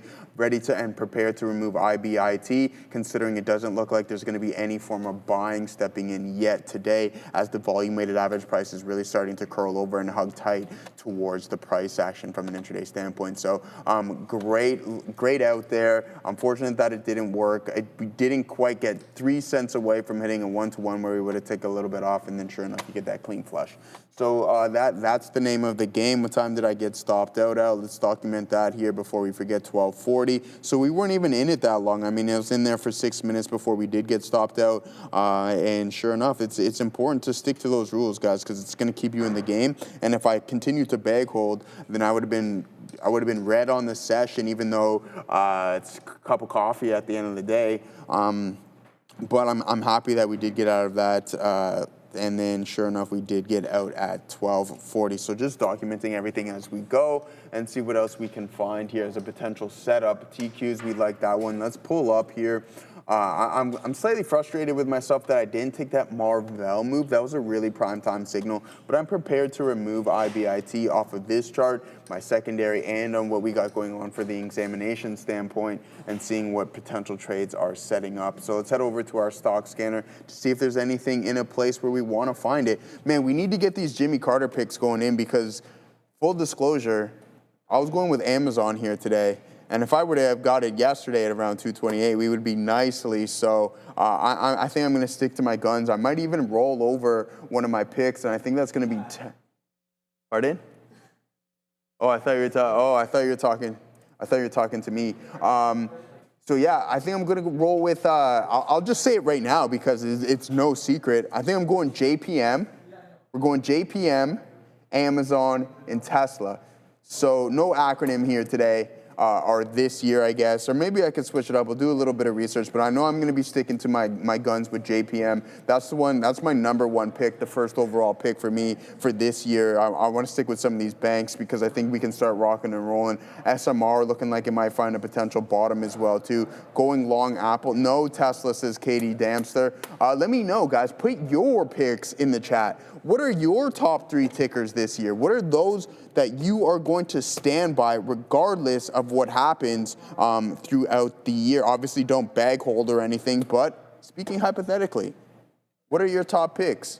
I already told you. For now, it's JPM, Tesla, and Amazon rotating out of Apple. I want to find something that's slightly lagging. I mean, we haven't put in an all-time high yet here on Amazon. It's lagging its peers. I mean, there's a couple of them that haven't reached that zone yet and have pulled back off its since, but I like our chances. We're definitely going to stick with JP Morgan leading into our picks. We should get that going relatively soon, man. Time's a ticking. Every day counts around these neck of the woods there, Katina, Man, and Neil. So yeah, let's see what we got going on. SMR. Finding a potential bottom. Is this our time to get involved in some new scale power? Yeah, I think so, man. Let's see if we can get this ball rolling here. We're going to take a little bit of a stab here on SMR, Obi. Yes, sir. So there's a little bit of distinctly different action happening here on Amazon as of right now. So as soon as I saw that flush come in off of 243s, I was like, yeah, I definitely want to get a little involved here and then be a little nimble, because if that buying steps right back in, I do have to be wary about that. We are still kind of within trend, but yeah, we're also on the 15-minute, maybe making a little bit of a bottom wick as well. So, but instantly off of that 243 push, we dropped down about $1 back down to 242. So I do have that on watch. Let's see if that selling can start to step in now. That was an aggressive move, a little too far, maybe not too fast. We were slowly kind of grinding, but you saw that move kind of starting to build up, expanding candles all the way in, and then that turn was a little significant. That got slapped 50 pennies. That kind of action did not happen at all since 239s. This little chop in here, we were getting slapped around a little bit, and then I'm like, okay, grind for about $4 on Amazon, and then someone slaps it down 50 pennies. Like, bro. All right, I'm definitely getting involved there for the potential of a reversion. And we instantly, it instantly works. So that's a good sign. Some of the best trades, they work right away. So that's a great sign there as well. The market just wicked its highs as well at the same time. So I'm watching that, being nimble. Again, covered about half of it here. Did not take that much, but I'm waiting for that lower high to really start to push into this name here as of right now. But that's all I got going on. Let's see if we can pull back into 240s. We talked about that being a little bit of an interest on the chain. What's up, Adara? Yeah, I just want to let you guys know, I teased this earlier, but now it's officially out. Our exhibitors at CES 2026 infographic specifically for publicly traded companies is now on X at TTV Research. I'm going to be dropping this link in our Trader TV live chat imminently, but I do want to let you guys know, again, this is live, so you can see what companies are exhibiting at CES, including IBM, Meta, MasterCard, Oracle, PayPal, Snapchat, Roku, Texas Instruments, Reddit, and probably not the sponsor of this video, but we're going to go over to that sponsor again, this link in the chat right now. Canadian traders looking to boost their exposure can now tap into the Nasdaq 100 and S&P 500 with Beta Pro 3X Daily leverage ETFs featuring built-in FX hedging. This aims to amplify short-term market moves, minimizing the impact of currency swings. Whether you're feeling bullish or bearish, these ETFs are built for active day traders ready to take on the market. Read the full disclosure in the prospectus at betapro.ca before investing. All right, so not too bad of a look at Obi as the market's really starting to come back in, my brother. You're short Amazon, are you? He's in. All right, talk to us. That 242 halves. Talk to us about it, brother. That's why I just sometimes, I don't know, like people say, you know, you can't be trying to pick tops or bottoms or whatever. That's not what I'm trying to do. I'm trying to be like, what is distinctly different? And as soon as that changes, or as soon as that shows up, I want to get involved, and sometimes you get lucky doing that, right? So that's what I'm trying to do here as we pull all the way in, and again, you know it's a good one because it works right away. Now, like I said, that buying can step in at any point. That 240 is still a key level. That 239 is still a key level. We're only a few dollars away from that level. 243s can come right back in, especially, look, the market was trailing up, right? What if this selling is just market related and we're just taking a quick little pullback off of a 243 failure to follow through, right? I don't know that, but I'm going to try to stay as nimble. I'm going to try to stay on my feet here and see if I can look to take more, right? I've already covered a decent chunk, but I want to be in more. But at the end of the day, it doesn't matter what I want. The market does not care what I want. What actually matters is that, am I making the right decisions at the right times so that I can effectively, you know, exercise to the best of my abilities, right? So, waiting for that lower structure right now, nothing too crazy as of right now. Let's see, I'm looking at a few different things here that I think that other players are probably looking at, like a few moving averages and a few prior bars. And the tape turn was definitely a little distinct as well at the same time. So I want to see the information that I'm given when and if some of those places come into play here. So let's see if we can get some of that. 241 halves is what we're bouncing off of right now. 241 halves clean. Yeah, 241.48 is what we're bouncing off of right now here on Amazon after an attempt at 243. So that was a good little turn. Again, confluence with the market. I even mentioned this before. If it's confluence with the market, maybe, you know, it definitely increases the odds for me. That's for sure. Let's see how well this works out. VWAP all the way down here at 238 and some change as of right now. So it's working. Let's see how long it stays working. That buying was absolutely crazy. This buying can step right back in, right, going into the end of the day. Let's see how this 15-minute candle ends up panning out right now on the Nasdaq and the ES. If we just go red to green again, and we have a bit of a bottom wick, and we do break out of this high, then yeah, it's more than likely that Amazon could very much see that 243 again. But I like the kind of tape that I saw in there for sure. So I definitely want to take a piece. We'll see how far it can get. Right on, brother. That looks great. What is that? Netflix? Is that right now? Yeah. Wow, okay. Something's happening there for sure. Yeah, Netflix is a nice, strong recovery. Probably some news for sure. But the volume is relatively cool, but it's a big-time recovery. I mean, we're looking at multiple 5-minute candles being closed extremely strong. So boom, boom, boom, boom, boom, all the way to the top side there in NFLX. Amazon right there, nice little move. Oh, Obi, nice move on Amazon. Hopefully it continues to break through here for you. You're still short 242.48. Oh, you have a prime time entry right there. Let's see what Apple is up to. I was looking at AMD not too long ago. I'm just looking for something to replace IBIT as it took an additional leg lower. SMR is bouncing, but what's more important here is what Adara has for us. One, I want to let you guys know Nvidia CEO Jensen Huang is set to start speaking on Bloomberg Business here at 1 p.m. Eastern, so in about 8 minutes. If there are any comments of note, I'll keep you guys posted.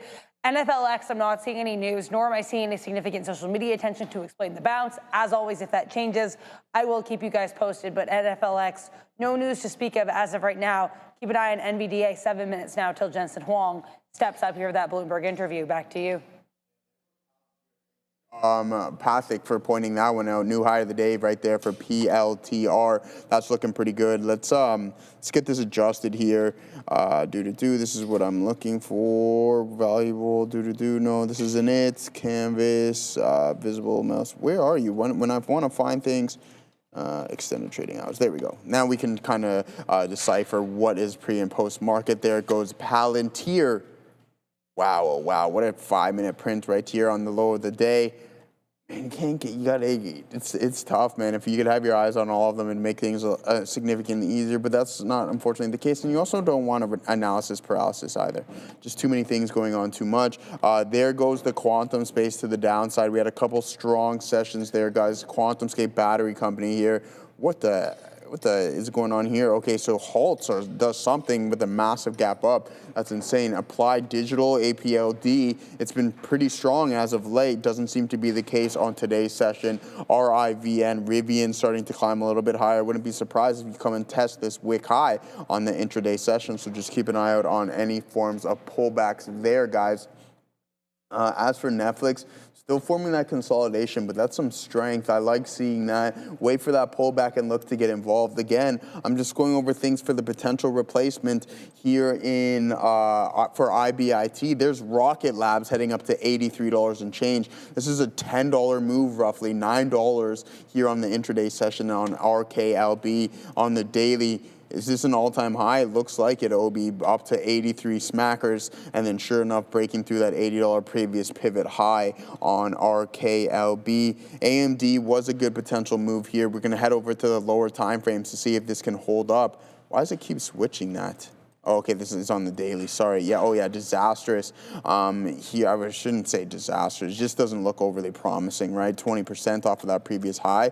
But man, this thing recovered with extreme strength and rebounded. I mean, for quite some time, we were talking about AMD being number 2, and it was just lagging. And then in a span of a couple of months, it decided to play catch up, and it played it pretty aggressively. So pretty good look there on AMD. Let's head over to the lower time frames. That's going to be the 1 minute, and see if this signal that I'm looking at in particular is going to hold up. Seems to be the case right now off of this low 211. Then you get a high of around 212.57. So not too bad of a look right there. What is IWM up to? Is this an all-time high?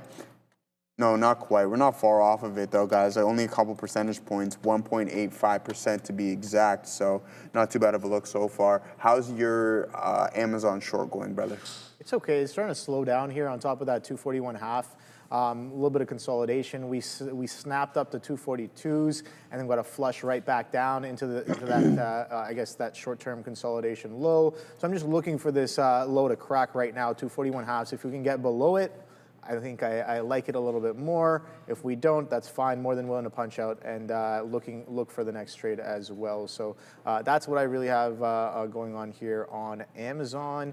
Yeah, it's a little choppy here. We could definitely take legs higher before we pull back, if we pull back at all, right? I have no idea what's going to happen. I don't have a crystal ball here, but I'm just going to try to maintain focus on some of the price action here and see if it'll go in my favor or not, right? That's what we got here. I think we got a bit of a super chat here by JY Sup.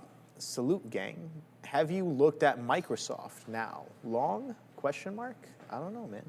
It's, what is it Softy up to as of right now? We'll take a quick look here at Softy. Wow, yeah, Softy. I mean, here's the thing, man. Market is attempting to push highs as well, and then Microsoft at the same time. Take a look at this. Microsoft is blasting off as well. So we talked about Microsoft being maybe potentially distinctly different earlier as it kind of sold off and relatively weak on the day. Pulls back up at that 470 hold right here with a day low at 469.75. So yeah, I think a trade here is potentially a push of this opening range high at 274.25s ish. So if we can push I guess that was very clean if you were already watching it. But I don't really necessarily like to chase things at the highs. I don't know. That's just me. That means absolutely nothing, right? But the breakout of this seems like, in retrospect, a really good long here. The breakout of this consolidation as well, maybe the breakout of this downtrend that we were holding all day long as well was nice after the VWAP reclaim and break of this prior VWAP, prior structure above VWAP as well. 472 60s there on Amazon. But yeah, maybe you're looking at it as this breakout, 476. Yeah, you got to continue to look back here. Maybe prior day consolidation highs there at 476.06s can be taken for a push as well after a strong sell day on Friday, right? A lot of stocks kind of had a similar kind of action there at the same time. So maybe that's a good point out there. If Microsoft can get through 476s in any sort of distinct way and sustain and hold, then yeah, it could be something that could be worth watching. But again, I want to reiterate that I have absolutely no idea. At the same time, Netflix here, I don't know what that was, that little spike, but it seems like we have a bit of continuation that's happening here on Netflix. So good look there. 91s maybe coming in. That's that consolidation high at the same time.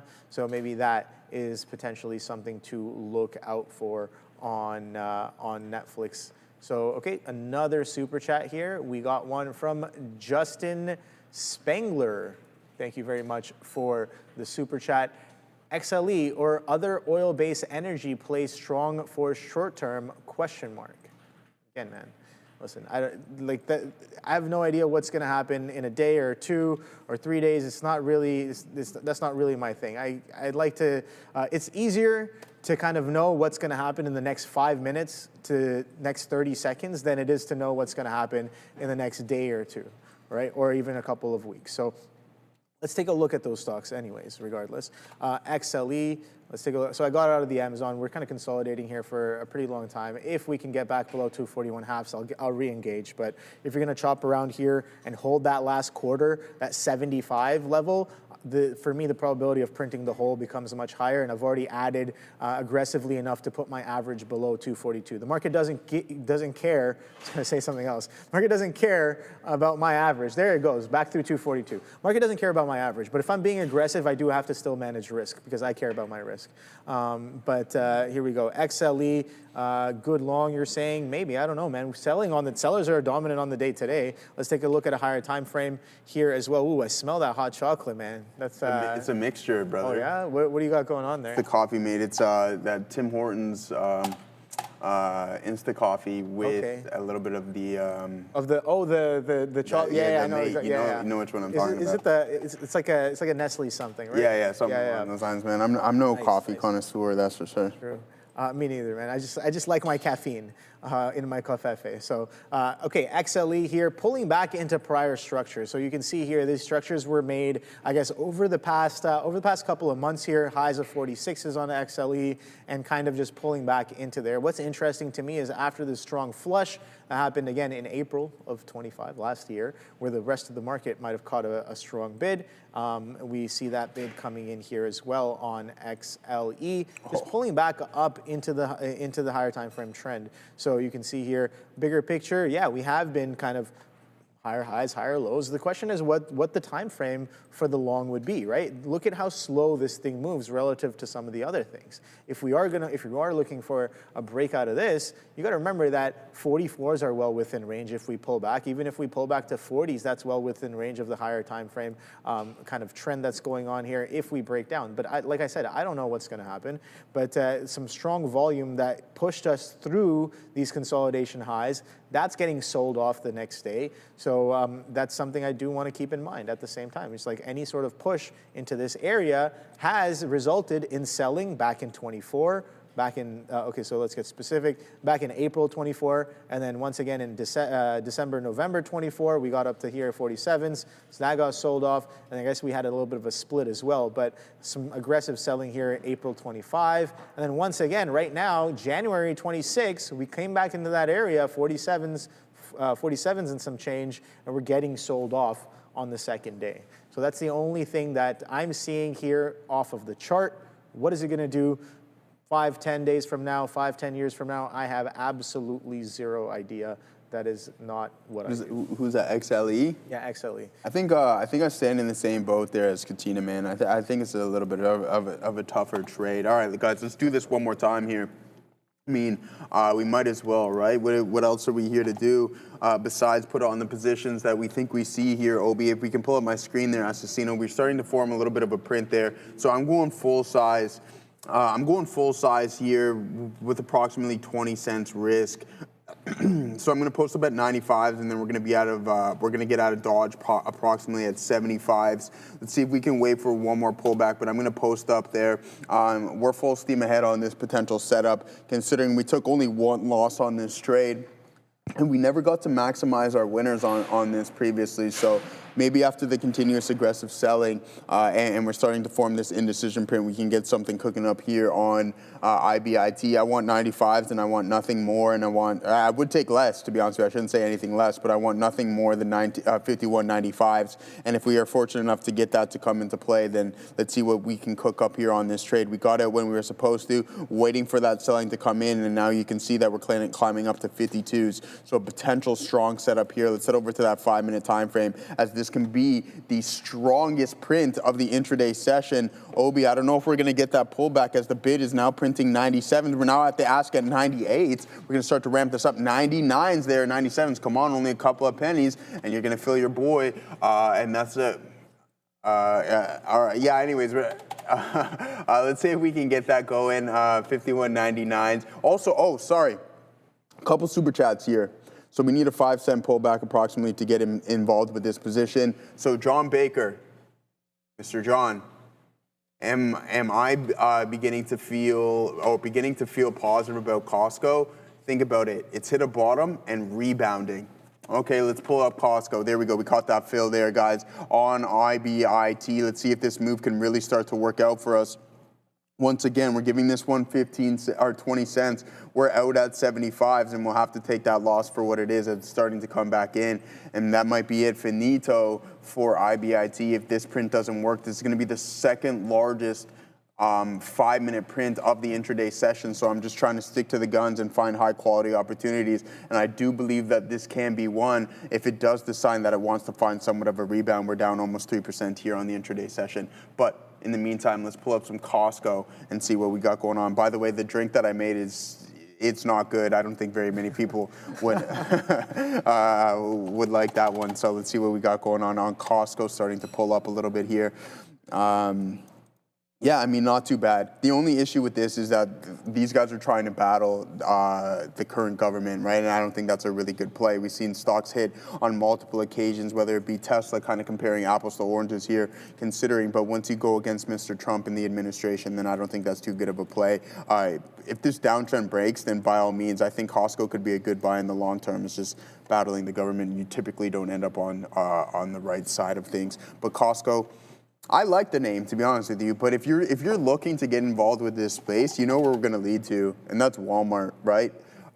That's one thing I think over time is really important to note, is just why complicate things sometimes, and just go with the flow. And if Walmart's working, hopefully it will continue to work. I think you're putting probability in your favor. And I think what I'm getting at here is with NFLX, trying to catch a bottom here, so essentially a falling knife after the split, and this ongoing war between a couple of the media giants is not looking too good for this name, and it doesn't look like this downtrend is going to crack anytime soon. And if we go back in the history of NFLX, you can see that it's had 75% retracements and pullbacks before it's even found any form of a recovery. So I'm not saying that's necessarily going to be the scenario this time, but you do have to take into consideration that we're down 32% off of that previous high, and no real signs of stopping, and this is exactly what we want to see. We're in at 95s. We're going to have to wait till 52.10s to take anything off here on IBIT to at least give us a 1-to-1 risk to reward ratio. If we do, we will take off half of our position at 52.10s. And then we'll leave the rest for our remaining because we did hit that 1-to-1. So patience is key. Even though it's tough, we're in full size on this trade. Let's see if we can get this name rocking and a rolling. There it is. All right, a nice little push there. A recovery. Why am I in this position? Well, one, because of the volume in the print. It's been selling continuously. Yes, I understand that we're trying to catch a falling knife here, but we're just trying to catch a solid trade as well. So it's been working for us throughout the day. And I'm glad that I was scrolling, and I seen the print being formed, and I'm like, all right, yeah, let's take one more stab on this IBIT trade. And so far, it's working for us. We don't want to get too ahead of ourselves. But what I'm going to do is get ready and place my order out, or ready to punch my order, that is. I don't want to place it just in case. Superstitious individual, they know what we got going on behind the screens there, Obi. Yeah, man. Sometimes, you know, I'm not superstitious. I'm just a little stitious sometimes. And this price action's got me feeling a little stitious as well in terms of that bid stepping up above 242 and then coming back down. So 241.5 was that area right here. We attempt to push up another $1, and then we're coming right back down. So I'm going to wait and see. Again, if we're going to do some sideways consolidation here, Amazon has been very strong on the day. I do have to respect that and you know, kind of just dance with some of this price action here. And be very cordial with some of the stuff that goes against me, right? So we'll see. We'll wait and see if that 41.5 can get taken out on the day, and maybe that'll leave us a little poised for a bit of a pullback here as well. So that's what I'm waiting for here on Amazon. In the market, second 15-minute candle here that's red on the Nasdaq, but again, it's not over just yet. We still have about 5.5 minutes roughly on this candle to finish printing the rest of the 15-minute, and that could go one way or the other. And I've already kind of attempted to push in pretty closely to where price is right now. So like I said before, this entry right here, this 242 halves, if you got anything between 242 halves and 243s, that was ideal in my opinion. But this is, remember I said I'm looking for the lower high. So this is technically a lower high as of right now. And then if we break that for 41 halves, then we have a little bit of confirmation happening as well for sellers, maybe more in charge as of right now. But bigger picture, man, this thing up still 3.8% roughly on the day and continuing to hold some of these highs. So that's pretty much what I'm looking at here in terms of current trades. Tesla continues to sell off. I saw somebody in the chat saying that 420 is incoming. Yeah, man, it's at 428.90s right now. So we broke that day low at 430.01s that I mentioned earlier, and we're trending even lower. So yeah, sellers have been in charge on Tesla since that 500. I'm going to call it a failure to follow through, even though some people are like, you know, failure to follow through means you came into that level, you tested that level. I don't care. It's that level's arbitrary. It's an area. We came into that area. We could not get through. And since then, levels have just been getting broken to the downside with consistent back-to-back, day after day selling on Tesla. So, you know, what more do I need to see? What more do I need to see to be like, I need to get some, you know, I need to sell some calls, get into some puts, get into structure breaks, take trend trades to the downside, and short pretty much every pop. Come on. Anyways, that's something I got to get better at. What do you got going on? What do you want to sell some calls on, Obi? Let's set it up, brother. Tesla. I mean, no, I'm saying should have been doing that already. On Tesla? Of course. Oh, okay. You know what, man? I'm going to be honest with you. I've seen... even here, I've seen some people have a really bad time. Oh, of course. I'm sure people selling those. I've had a really bad time. Dude, I was here. It was one of the craziest super chats of all time. Yeah. I told you guys this story. Just get absolutely rinsed on the call writing on Tesla. It was an absolute rinse job. Quick 4 figures just like that out of the old Percy. But hey, it is what it is, man. You got to stick to your guns, and that is going to be, where's Katina Man at? I know he's right next to me to my right. Shout out to Mr. Katina Man. We'll hit this one so far there, brother. We're at the highest point of the day. I'm just going to run through all of my animations right now because why not? Here's the Stone Cold. We'll wait for everything to slow down, and then you guys know what's coming next here. Probably a fan favorite if you ask me. So, yeah, exactly. So a nice little move right there on IBIT. Once again, I had to take a little bit off at 07, so only 10%, but we did take the majority off right here. So we're holding it to that 1-to-1 target in which we were talking about. You can see we're at 51.95s. Wait for that 15 cents we were risking prior. So a nice little play here on IBIT. We're still negative 2.5%. No, it's not me. It's Spice Adams. The laugh is Spice Adams. It's not me. For those who know who Spice Adams is, probably the greatest basketball player of all time. If you ask me, dude is absolutely hilarious. So yeah, that's what we got going on. IBIT is working for us. Obi, you're still short. Amazon looks like it's breaking structure there, my boy. It's trying to. Okay, bouncing off of that. We like that. Could step right back in. I don't know. We need Randy for some fresh coffee. He says, listen. Listen, if I worked at Starbucks or Tim Hortons or something along those lines and I handed this out, I would probably get fired. It's disastrous, this thing here. So yeah, we'll continuously sip on that. SMR, not too bad of a look off of these lows. We'll pull this up for you guys here one more time. I like this potential bounce play here in SMR as it was bleeding throughout the whole day. This is the support level I think that you need to get to keep an eye out on, 1847. And then if you head over to the detailed time frame, the 1 minute time frame that is, you can see that you're getting a bounce off of that one. We were involved in IBIT, so we're not going to complain whatsoever. So if we get any form of a pullback with more indecision prints, we're going to get involved with SMR because SMR was our primary. For the individual who was asking me, yes, this is what I've just been logging throughout the day. I mean, this is one of how many pages. I mean, this is what I used to do every single day when I was at home trading on my own. It's just write what was on my mind, and I think that's really important because what I was saying to Obi yesterday, I like using Notion for documenting things, but for me personally, I just find that things stick better in my head when I write them down, opposed to just. I mean, there's proof. There's research being done on that. Yeah, exactly. It just forms better connections. Yeah, exactly. So yeah, that's what we got going on. SMR was a thing of beauty off of the lows as well too. Obi, how's your Amazon short going? Still exactly where it was, man. So we're just holding that 241 halves right now. So I don't know really what to do with this right now. If it's not going to show me anything else, then probably just going to punch out and look for the next trade. But again, we've made lower structure, we've made a lower high roughly, but we're holding that 241 halves pretty well so far on the first retest of that area here. So that's what I'm waiting for. Marvell here, still holding underneath that 190.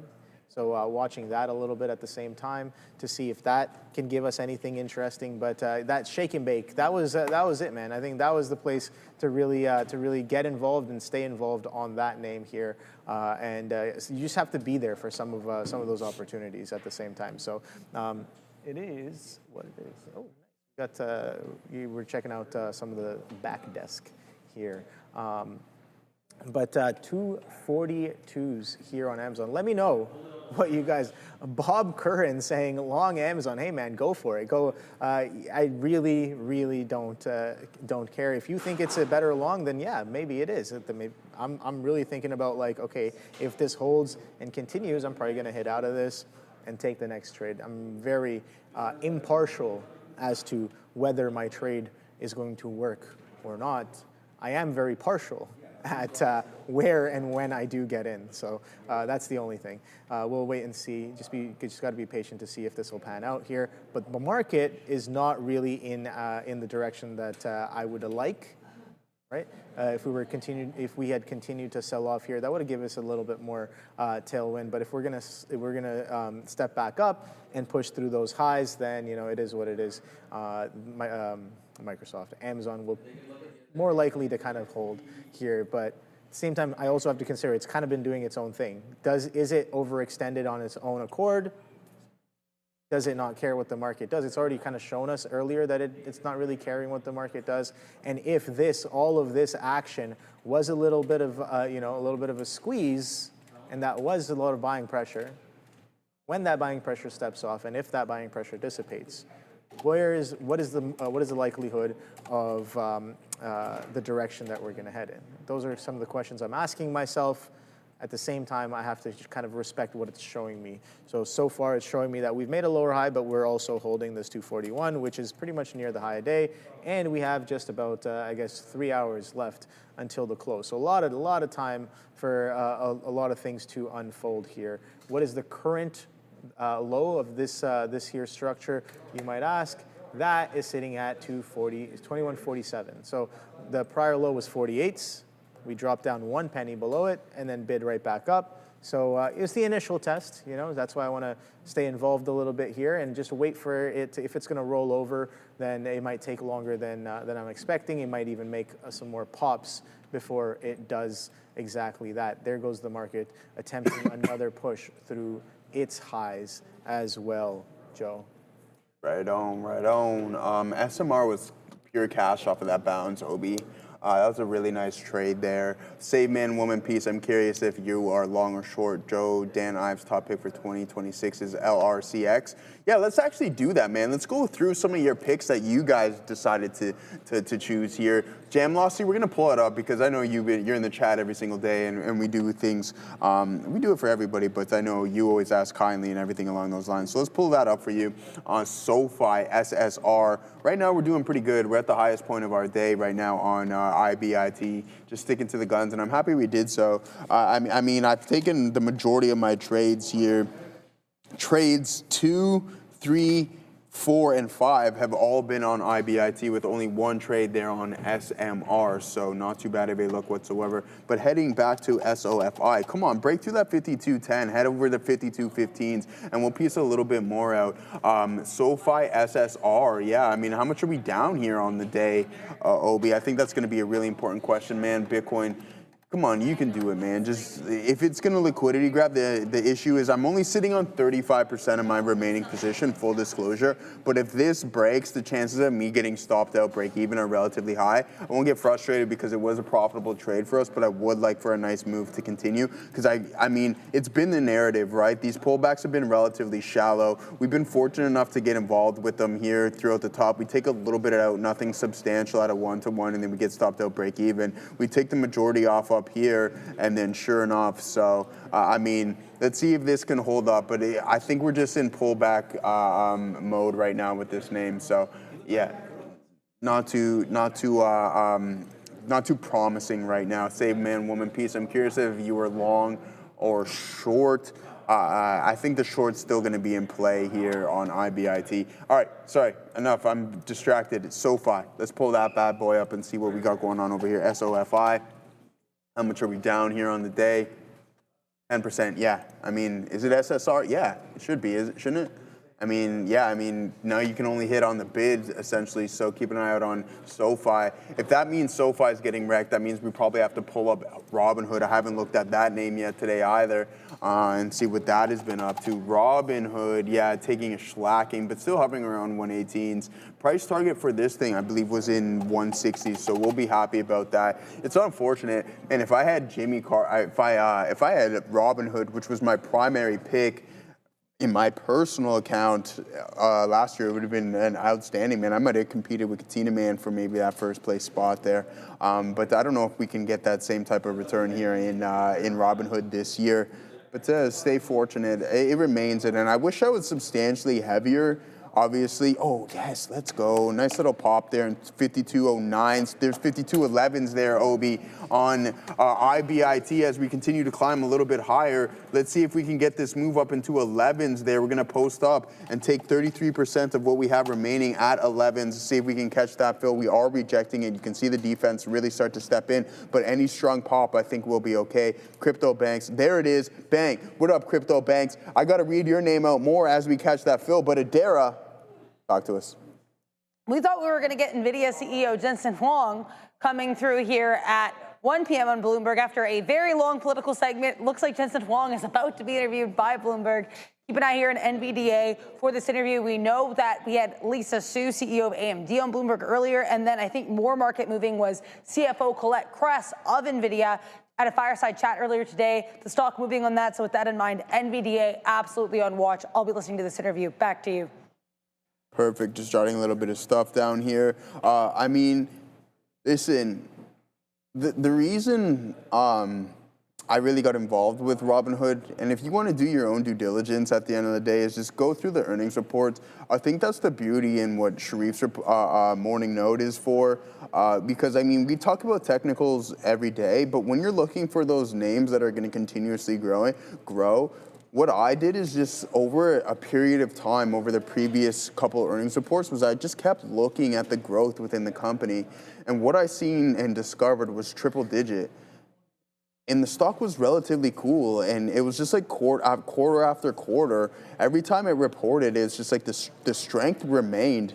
And when I first really was like, hey, I like this name more than maybe I should potentially should, is that options activity increase was like 150% year over year. The crypto activity and transactions was like 700% year over year, quarter over quarter, or something along those lines. And what I'm referring to is just the triple digit growth across the whole platform, not just crypto. I get it. You can have that correlation with the name, but it's growing outside of crypto transactions.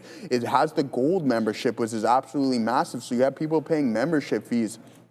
You have the increase in options activity and fees, and there's just so many things across the board that led me to the name, and I think would help drive it on into those new levels that we've never really seen before. And I like Vlad Tenev as well too. Glow up Vlad. I mean, the guy had long hair, doing nothing. Like, there's nothing wrong with long hair or anything along those lines. Obi, obviously, but what I'm getting at is just it was strong across the board, and I really, really liked it. And I mean, with that style of growth, it's hard to be sustained, but hey, we were a part of a solid growth cycle, and that's what I'm going to be looking for into the future as well, whether it be through the quantum space or anything along those lines. So when I see that triple digit growth, I'm definitely looking forward. Joseph Lexi, oh man,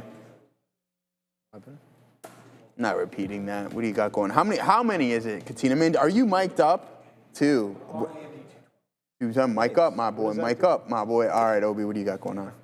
No, it's a good look there on AMD. Let's see what AMD is up to here at the same time. Okay, yeah, nice. A little bit of a base at 211. You said 212s? Nice. Currently trading 213.60s, 213.70s right now. Kind of attempting to push its consolidation high from earlier, and that's sitting right there at just shy of 214. So yeah. Hopefully that 214 comes in. I like that reversion, man. Maybe coming right up into VWAP going into the end of the day. Micron did a little bit of recovery as well. Really strong, some of these names as well. Now Micron has every reason to be. These guys are making all the DRAMs, all the DDR5 RAMs, and those things are off the charts, mainly because they're being used in a lot of data centers, and that's the latest RAM as well. So I was saying I'm so glad I built my PC just a couple of years ago, and it's just like I got all the DDR5 I would need, and I also have extra sticks as well. Who's that, man? I don't know. It's just on the screen. Yeah, I like that. Some girl. I like the haircut. Yeah, the cut is cute. Yeah, for sure. Yeah. No, I've been listening to this artist. I think I mentioned it yesterday. His name is Lith. Yeah. You're mentioning that. Oh, look at that view right there. Oh, that's sick. That is pretty sick. Nice. Hit that one more time there. Boom. If we can. One side, the other side. Hey, we got some. Oh, we're going back. We got the banner on both sides. The banner on sides. That's yeah. sick. But yeah, dude from Australia, I think. Oh yeah. Yeah. He's got some dope sound. Adara was telling me this morning that she likes Jello. Jello. Yeah, that G-Lo, that tweaking. That guy showed up on my shuffle and my YouTube, and I was angry, and I was laughing, and I certainly wasn't focused or enjoying my life. Okay. No balding over there. Over here, says K Hoddle. All right, man. Well, then you're not trading enough share size if you're not balding, then. So I don't know what else to tell you, man. Yeah. Not big enough in the share count there if you're not losing a little bit of the follicles, my friend.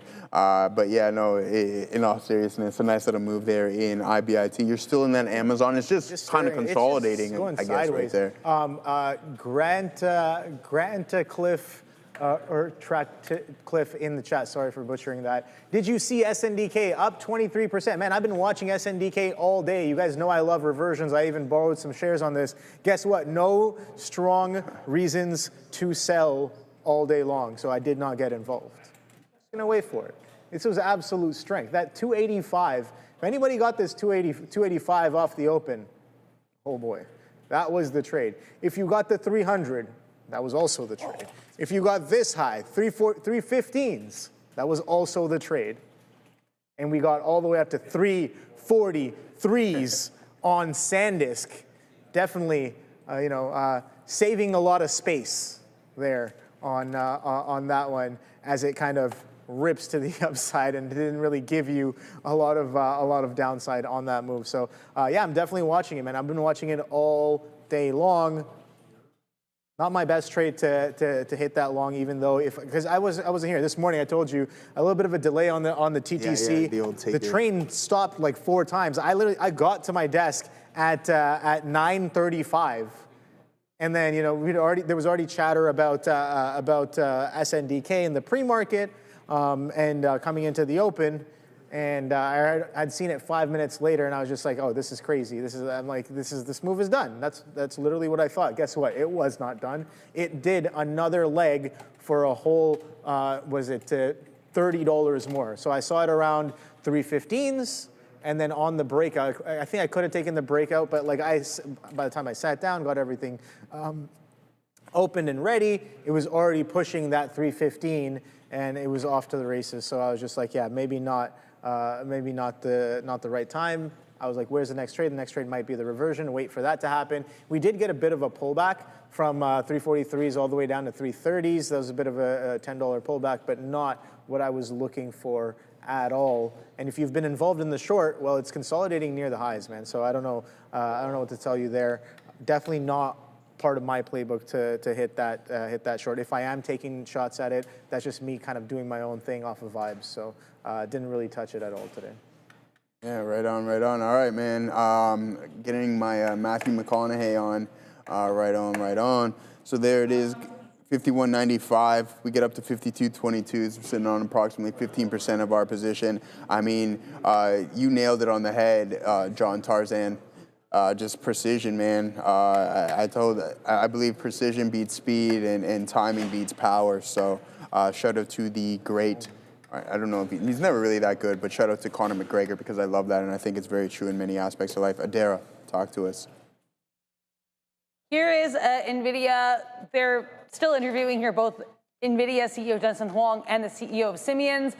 There's nothing really big being said here. The stock is kind of reacting in kind, just chopping around. But I want to let you guys know mostly he's talking about energy efficiency with regards to AI and also robotics.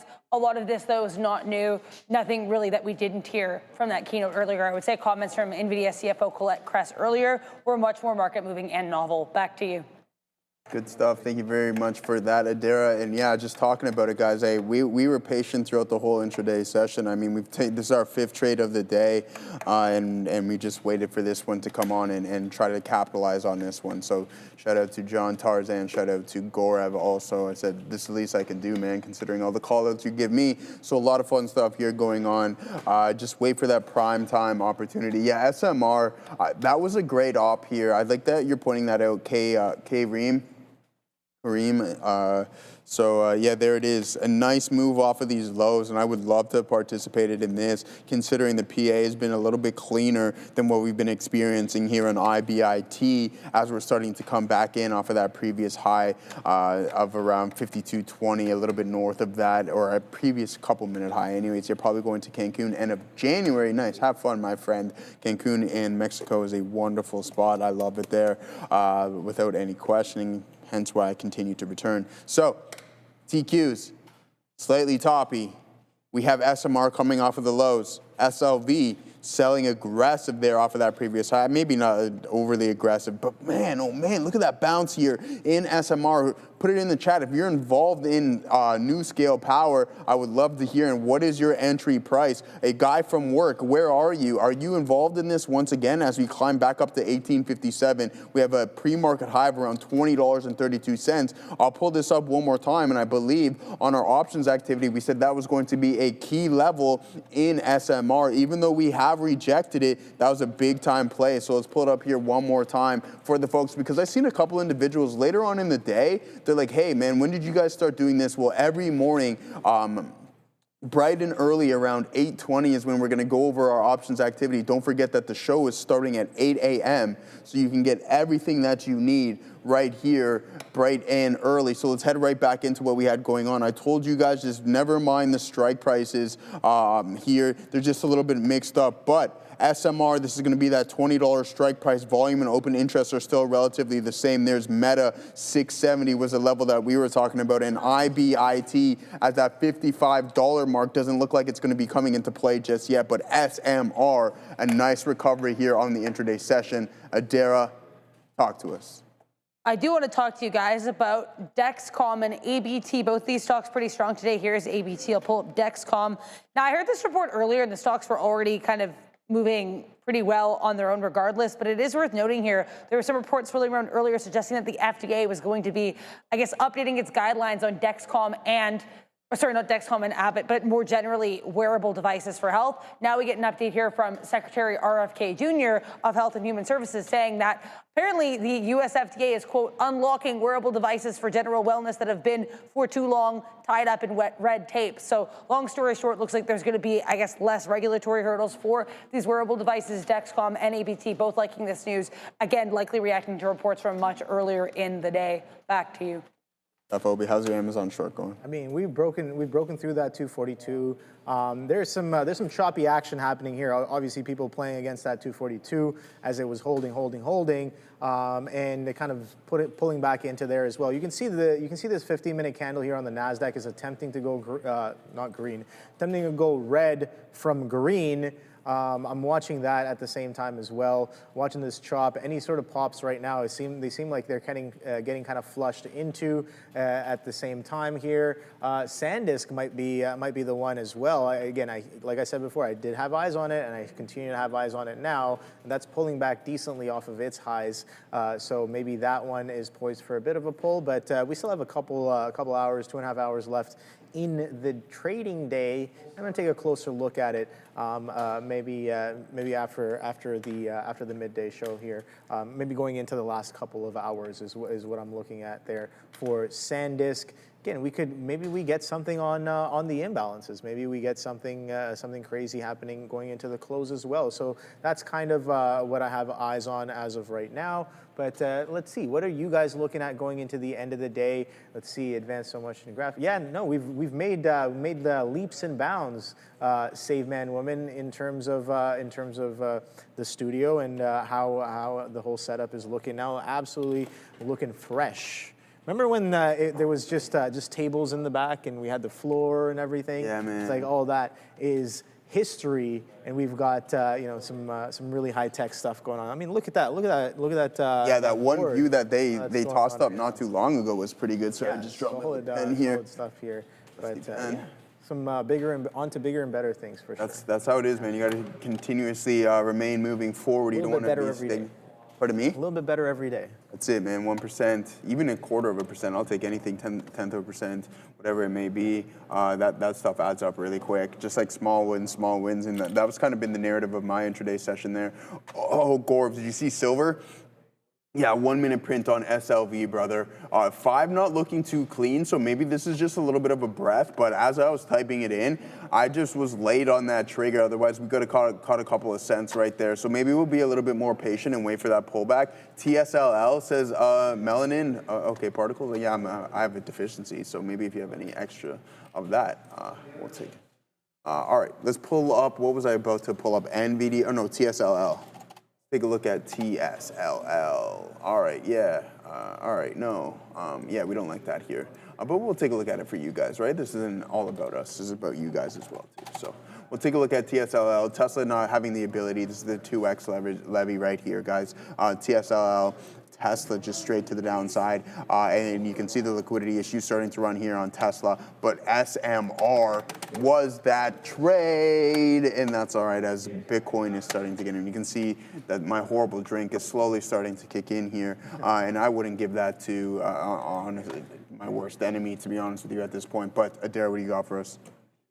Jensen Huang is being incredibly cagey in this Bloomberg interview. It's actually really interesting to listen to.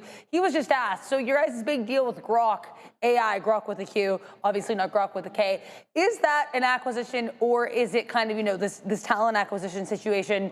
How are you classifying it? He did not answer the question. He was very vague about it, but he basically said that they wanted that team from Grok AI, including one of the founders there, Jonathan Ross, and then also another individual by the name of Sunny Madra. We mentioned both those individuals earlier. He just said they have a lot of talent. They're doing things we're not doing. The interviewer is routinely asking for him to discuss things further, and he says he will not. So things are getting kind of more cagey than they normally are in a Jensen Huang interview.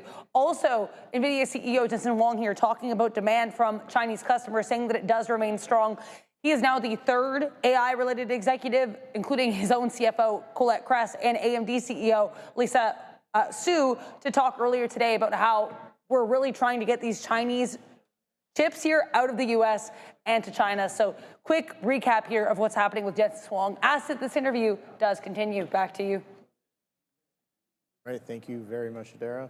This 242 here on Amazon is a little interesting. We're kind of just chopping around, not doing anything too crazy, but it's distinctly different than what it was doing up here, right? The buying is definitely dissipated. We're kind of just chopping a little sideways in this range here. The range lows kind of being 241 halves, the range highs being 242 halves there, and look at that, some selling coming in here as well as of right now. So I was just like, I saw those bids coming in through 242s, and I was just like, with the way that it just happened, I was just like, yo, this is some fugazi-ish right here. But we'll see. We'll wait and see. You know, sometimes I got to do my best not to get too irritated sometimes with some of this stuff. But you know, it is what it is. Let's see if the follow through will come in. Let's see if it'll come into the low of the range. Why would you get irritated? The trade's working for you. No, I mean now it is, but it wasn't literally 5 seconds ago. So you know, that's why I was just like, sometimes I'm just like, okay, well, you know, it's coming in, and I see some action where I'm just like, well, that's just probably like one guy punching out or punching in or trying to whatever. It doesn't matter. Tinfoil suit, tinfoil hat. Anyways, I do have to get a little bit better at that. We'll be right back from Adara.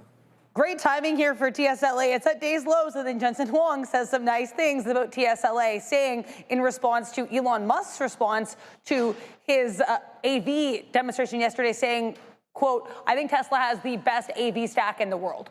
So we're going to have to wait and see here. TSLA may be trying to bounce here at day's lows, but let's see if it can get a bit of a pop here again. TSLA's AV technology being praised by Nvidia CEO Jensen Huang. I also want to mention here META to move on, I guess, the third Mag 7 company I'll mention in these couple of minutes here. Worth noting, Meta appointing CJ Mahoney as the new CLO or Chief Legal Officer. Not a major headline, but because I'm here, thought I'd mention it. Back to you. Absolutely, yeah. Mention that, Obi. You're getting that breakdown. It sounds like there. Finally, it's coming in now. I'm just like, you didn't have to do something. And you're adding to it. I mean, I added through the 50 break, but again, we could reclaim as well. I do want to stay nimble. I understand and realize the kind of mindset I'm in right now. I even said it out loud. I might be a little slightly irked, but you know, it is what it is. Emotions are a passing phase. It's how we manage them when that really matters. So just trying to get better at that as well. So let's see. I might just take some off here. Wait for it to kind of tell me that we are going to step down lower. That this is not just another lick or like a wick of the range lows. And buyer step back in. Again, do have to continue to respect how strong this thing is on the day. Still up 3.6% on the day. So wild. Absolutely wild here. But the selling finally coming in. With any attempts through those 242s, they got slapped back in. Came all the way up to, what was that last pop there? So we got all the way up to 242.28s. Here, this push got up to 48s, and then it came back in. So I was just like, all right, cool. We are making lower highs, so technically this thing is looking like it's going to roll over. The probabilities are starting to stack a little bit as well. And hopefully this is the follow through. We did get a follow through through the low of the range, but look at how it's moving, man. 20, 30 penny wipes. I'm sitting at 90s. 30 penny wipe has me back to break even. Not even that. A 30, 40 penny wipe has us back to the high of the range as well. So got to be patient with these. Let's see if it'll come in here. The 15 minutes are getting absolutely choppy. The 30 minutes are looking pretty nice here as well. But the hourly is kind of slowing down a little bit at the same time. So I do have to watch all those different frames to see what's going on. A little bit of some noise going into the end of the day. Not as clean as some of the buying that we saw earlier, right? This breakout was nice. The 39 breakout, I think was probably the best one there as we continued to push. Not only that, the prior day high breakout, the 234s, was absolutely mint at the same time here. Wow, you see that? Look at that flush of greens into the ask there as we bid right back above some of those prices. So you know what? I'm just going to step away from this one probably and ask myself, where is the next trade? So thank you very much. Come again. Let's see if we can hold below 41s as some resistance. Then more than willing to get involved on the next lower high here. What's up, Adara? A very, very entertaining interview with Nvidia CEO Jensen Huang and also Roland Busch, CEO of Siemens. It's now come to an end with literally this ending here on this note. Jensen Huang was asked, what are your thoughts here on this wealth tax in California? And he said that he hasn't even thought about it because, quote, this person is too busy trying to build the future of AI. So Jensen Huang definitely ending this interview on a high note, to put it mildly. Again, TSLA actually now starting to get a bit of a bump after Jensen Huang praised first the company's technology in the AV space and then Tesla CEO Elon Musk himself. Back to you. Right on. All right, man. Gaurav, way to cook up here, brother. I like seeing this. This is cash. This is as cash as it gets. This is what we're looking for from a daily basis, on a daily standpoint, right? Like there it is on SLV, prime time. You can see the similarities within the prints. I'm telling you guys, every single candle tells its own story, and each one writes the novel, right? So you just combine a bunch of them, and eventually you have the bigger picture. But there it is. NVDA, a nice pop. SLV, a nice pop. Oh, you guessed it. IBIT, a nice pop. Did we get it on the 1 minute? This is a beautiful thing. I mean, if you really enjoy trading, and I get it, it gets extremely frustrating at times. I get frustrated myself. But 1, 2, 3, and then you see the similarities within all these price action prints. I mean, we did it. If you go back into the archives of Trader TV when Sharif and I were doing lessons of the day, we talk about volume price analysis, volume signature print standing out, volume print standing out. Even a stronger print because you have an additional volume candle cooling it down, and then sure enough, look at the volume. Okay, this is a beautiful thing. So look at the volume on this specific candle. I have my crosshairs on that print and you almost can't even see it, right? But look at the volume. It's massive compared to what the actual print is. I'm gonna classify this as an anomaly. So keep an eye out on things like this. Extreme lows, extreme highs, and at volume. I can't talk about it enough. I mean, you can build systems based off of that. I created an algo after of all the years of me trading based off of this specific thing. All right, I just typed into GPT and got GPT to write me the script and then refined it based off of that. But I mean, look for this, and essentially this is what trading is, right? It's pattern recognition. So let's have a lot of fun with that. Gaurav, nice work, brother. Let's see if you guys can figure something out. Let's talk to us. We got 15 minutes left. What is going to be your trade? Oh, that's what I wanted to do, but I don't know if I can go back that far. Yeah, no, I can't. I was going to see what everyone else in the chat's top 3 picks of the year were going to be. There's some interesting names, and I mean, they're not the typical ones that we talk about here on a day-to-day basis, and that's why it was intriguing to me. So, I mean, hey, let's see if you guys want to put those back in the chat, get you guys a little bit more engaged in what we got going on. But I'm going to be honest with you. Gaurav, I want to know your 3 picks, and Mike Peter Ryder, I want to know your picks as well too, leading into. I mean, we are in the 2026 year, but throughout the rest of the year, that is. Rocket Lab, we got Pathis. That's one pick. Anyone in Nike says Penny Style Coaching. Love Pattern says Marco Moscata. Who else do we got? Both pushing for last-minute exits. Space Stock says Adrian Patterson. Oh, okay, not Peterson. But hey, UNH is one for me, says Gorv. Okay, you like UNH for the year of 2026. MVTS, OPTT, ASTS, the miners. Okay, we like that. James Dell, see you in the chat all the time. Who else do we got in here? Sidu, 50 by end of day. Okay, that's not necessarily what I wanted to. I don't know about that. What is it at? What is it at right now? It hit $5 at the day high. I don't know if it's there right now. Okay, short Nvidia and Sidu's silver. at 474. So. Oh, okay, all right. $4.74. Are you in it right now? You're in Tesla? I'm in a little bit of Tesla. You're in Tesla long, okay. Yeah. Oh, you're all at Azani? Yeah. I mean, it showed me that it's not. It's going to come back into the range. Yeah, so I'm yeah. If you're going to pull some more Fugays in the range, I'm going to let you do that. Katie, sorry, one thing here. I want to read this there. Obi, I like this. Katie Damster says Nvidia, Walmart, and McDonald's. Very interesting. Ooh, McD's right there. Third. So I kind of hesitated punching into 431 halves here on this Tesla. 430, nice little consolidation push here as well. We're breaking. Next structure is 432 halves, and we're running up into that right now, 432 20s as well. So let's see if that can come into fruition here as we pull up a little bit higher. Wow, there goes Amazon. Look at that. See, this is what I mean. This is what I mean right there. Yeah, ripped. Boom. Good out. Straight rip out of there. So it's like if you're going to false break the low like that, because that kind of consolidation, I'm expecting that to go right away. And if it doesn't, then that's more than enough information for me. All right. So anyways, let's see if this Tesla can break through this 32 halves. That's the next kind of high that we had most recently. But again, sellers are very dominant on the day, man. I don't know if Jensen's going to bring this bid back on, but apparently they've got the best stack.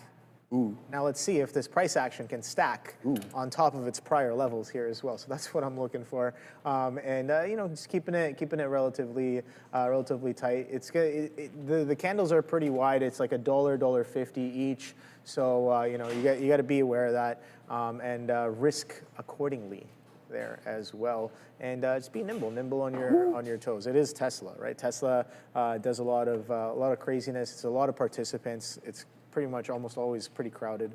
So the play style, I definitely think has to be slightly different there. Even though price action is a little fractal, it seems like a lot of the technical stuff gets taken out before the follow through comes in. Kind of goes to show what kind of players are being targeted on this name. Yeah, right on. Yeah, Gorev, let's go. Rusty, let's rock and roll here. I mean, we're not calling the bottom or anything here on Bitcoin. It seems to be the case though right now. There's just so many things correlating that said, hey, you have to hop in this trade and take it. We went over it time and time again, and throughout me sitting in this chair, we'll continue to do so. So IBIT now down only 2 1/4. All right, 2 1/4, so a nice little move from 51.95, currently trading to 52.26 with only 15 cents of risk. So not too bad of a look whatsoever. Definitely our best trade of the day here on IBIT off of those lows. So a nice little move. Katina, man, you still in AMD there, or what do you got cooking up, brother? 212, he's on 212. Let's pull up Advanced today. Money duplicator, 214. That's $2 just like that. Katina, man, nice little move right there on AMD as it's heading right in towards the volume weighted average price, guys. He's nice. Listen, the man said he's $3 ITM on Tesla off of Adara's story. So a nice little move. Obi starting to cook up on Tesla as well. NVDA with a nice little bounce. We got IBIT. I only have literally, that's an odd number, but 7% left here on IBIT. It's easy to do the quick maskies on that one. 7% on what we got on IBIT, so a little bit of a runner. We don't have to worry about that size anymore. What we want to do is pull up TSLA and see what we got going off of those lows. a nice little pop from that 228 Katina man all the way up to 428, now up to 431s. So I'm assuming he's long from that neck of the woods. Let's head over to the lower time frames, the LTF here, and see what we got going on. That base being formed, a thing of beauty on Tesla as it's starting to recover. Dare I look at this one? Of course, fear. What does fear stand for, Obi? Face everything and rise. All right, okay. So that's why we're gonna look Netflix dead in the eyes, my friend, and see what we got going. Going on over here. I was obviously just joking around here with that because this is a position that I do currently have on. So Netflix still consolidating. I mean, we had that nice move to the top side, but not doing too much right now. I'm just looking at what people are talking about here in the chat. John Womack saying Meta algos are on. Okay, let's take a quick look at Meta here. I mean, dude, algos are always on. Don't think they. I mean, some of them turn on and off, sure, but there's always something on some of the Mag 7s for sure.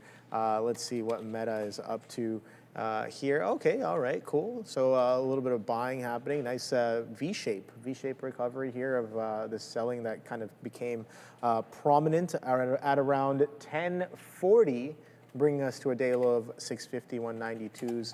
Now all the way back up to 660. So kind of a sideways chop on this name here on the day. But take a look at some of those legs. Those legs are definitely long and strong each time they go in the direction that they are going. And look at the range on this one right here. So once those sellers step in after that buying is done, you get a 1% move to the downside. You get a 1.5, no, roughly about just over 1% move back off of the open. I don't know if you're getting short off of the open, but that was also another 1% move. On the break of that trend, got about almost a 1%, 0.75-ish. Let me measure from the low there. Let me measure from the low there. Okay, there we go. And that was almost 0.8. Okay, so close enough.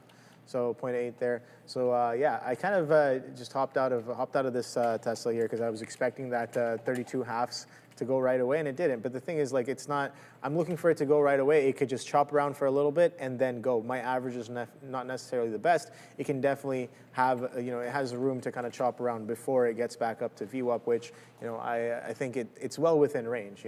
Someone, Jensen Huang just mentioned that they have the best stack, right? So that could definitely bring a bid back in. It has been seller dominant all day long. So if those sellers are going to dissipate, then yeah, maybe only one way to go. Wow, look at this, man! Some straight selling. This is a missed trade on my part, and I'm definitely disappointed at myself for not having this trade. Chevron, Chevron continuation, right? Even if you took prior day low breakdown, 159s to 156s, that's still fine. If you took pre-market low break, if you took prior day close, there was a continuation of the initial reaction that we got yesterday coming in off of the open here. So bit of a miss on my part here. TXN, someone was talking about before. XOM is looking kind of similar here as well. Take a look at my friends, Pepsi and Coke. Yeah, a little bit to the downside here as well on Pepsi and Coke at the same time. So Coke kind of more choppy, like I said before.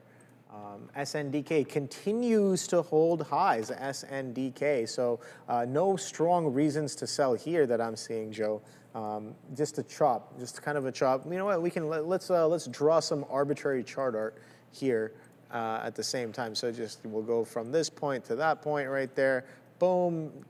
Bit of a flag happening here. Where's VWAP? Okay, cool. Bit of a flag happening here on the day as we come into the lower end, but this still has its range. If you're not looking at the flag, maybe you're looking at it as a range, and if you're looking at it as a range, then we can just use horizontal support and resistance right there. A little bit of darkness that just happened right there. So if you're looking at that, that's tightened up a little bit as well as this low holds here, and then this low as well. So range and range right there happening here as the SNDK kind of compresses some of the ranges it was having on the initial pullback after that aggressive bid that came in off of the open into the open. I'm just going to measure it off of the 285s because I honestly think that was the trade here. 285s, 20% push happening here off of that pre-market high break. Not only was it a pre-market high break, it was also a higher time frame breakout. So when you go to the weekly here, would you take a look at that? Look at that right there, boom. The high of that candle is 284.76. So just that 285, just round it up, call it 285. So that breakout was absolutely clean. The only thing was it came in the pre-market, almost a front run going into the open. Just a few minutes before that, you see this candle right here. The low of this candle is 284.20s. The high of the candle is 287. So we already broke out on this candle here, the 924. So maybe with those imbalances, that thing broke out there as well. Wow, good out on Tesla. That thing just, it kind of stalls that action and then pulls right back in, slaps all the way down back through 231s. So yeah, don't necessarily want to stay involved with that one just yet in the direction that I was initially. What else do we have going on here? Marvell, not really looking too marvelous today as that shake and bake, pop and drop, whatever you want to call it. Something was said during CES, and you have that strong push all the way up into VWAP, and then got sold right back in. Going into the last 2 hours of the day here, we're getting some more selling here. We could not get above this 90 level. So that's what I was watching here on MRVL. You guys saw earlier, I did have it on my screen for a very long time, but it was kind of just chopping in this $1 range between 89 and 90. And I was just like, I don't really know what to do with this. But that 88 back through was absolutely clean as well, and good reason to buy. I tried to get, I was attempting to hit short here, but it just dropped down 50 pennies instantly, kind of held a little bit of a stall, and then ripped right back up through that 88 level. So I'm like, I really don't know what to do with this as of right now. But what are you guys going on? What is RGC? Reddit making moves apparently. Regessen Biosciences. All right, so let's see. That's not really looking too great right now. Reddit, okay, Reddit's pushing to its highs as well. Are these all? I think Reddit was pushing all-time highs recently, was it not? Let me check the weekly. Nope, it was not. I stand corrected by the chart and price action always. Okay, 282.95s is the all-time high, intraday high on Reddit, but take a look at this. We're kind of breaking out of this consolidation right here. What was that high?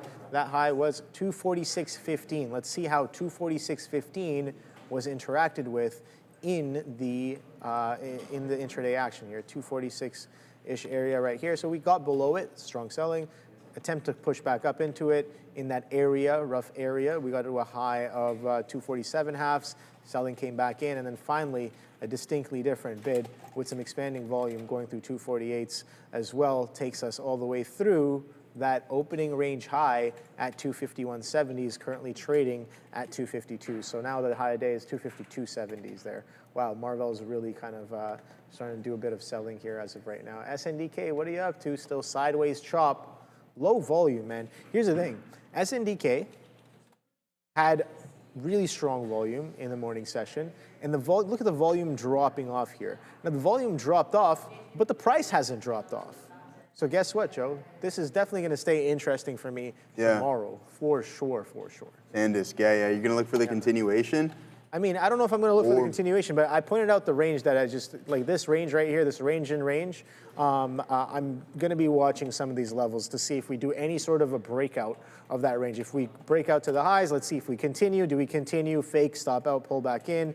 Or do we break down to the lows? Does 330 hold as some support? It was support today. This area, 239.50s is that low. Does that hold? Does this hold 235s? I have no idea, but I'm going to be looking for just support and resistances. Can we hold or break those? This range is very distinct for me after, what is this, almost a 20% move to the highs there. Again, I'm just going to measure it off of that 85. Yeah, 20% move from open to the highs there. So if we're going to hold a 20% move in the upper quartile and just range really tightly all day, I'm definitely looking for some sort of a range break, a range fake, or just a range hold on the day tomorrow. So different iterations.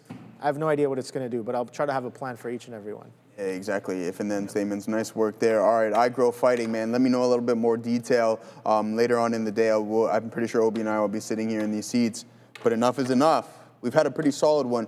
Again, not the most amount of trades. I've taken 4 trades on IBIT and 1 on SMR. This has been our best one of the day, so we're happy with that one. A couple other attempts there on IBIT that we never really got rocking and rolling, hitting key price targets. This is our only loss on the day. Obi, I'm pretty sure you had a good one as well. I don't think you had a loss. It doesn't seem like on today's session. I'm not going to obviously assume anything. I honestly don't remember. He doesn't remember. It's essentially irrelevant because he's just trading the price action. So there it is, guys. It's now 2 o'clock. You will see us momentarily, see me momentarily with the afternoon rundown, but it's time to send it off to Neil and Sean, who most definitely have some banger trades.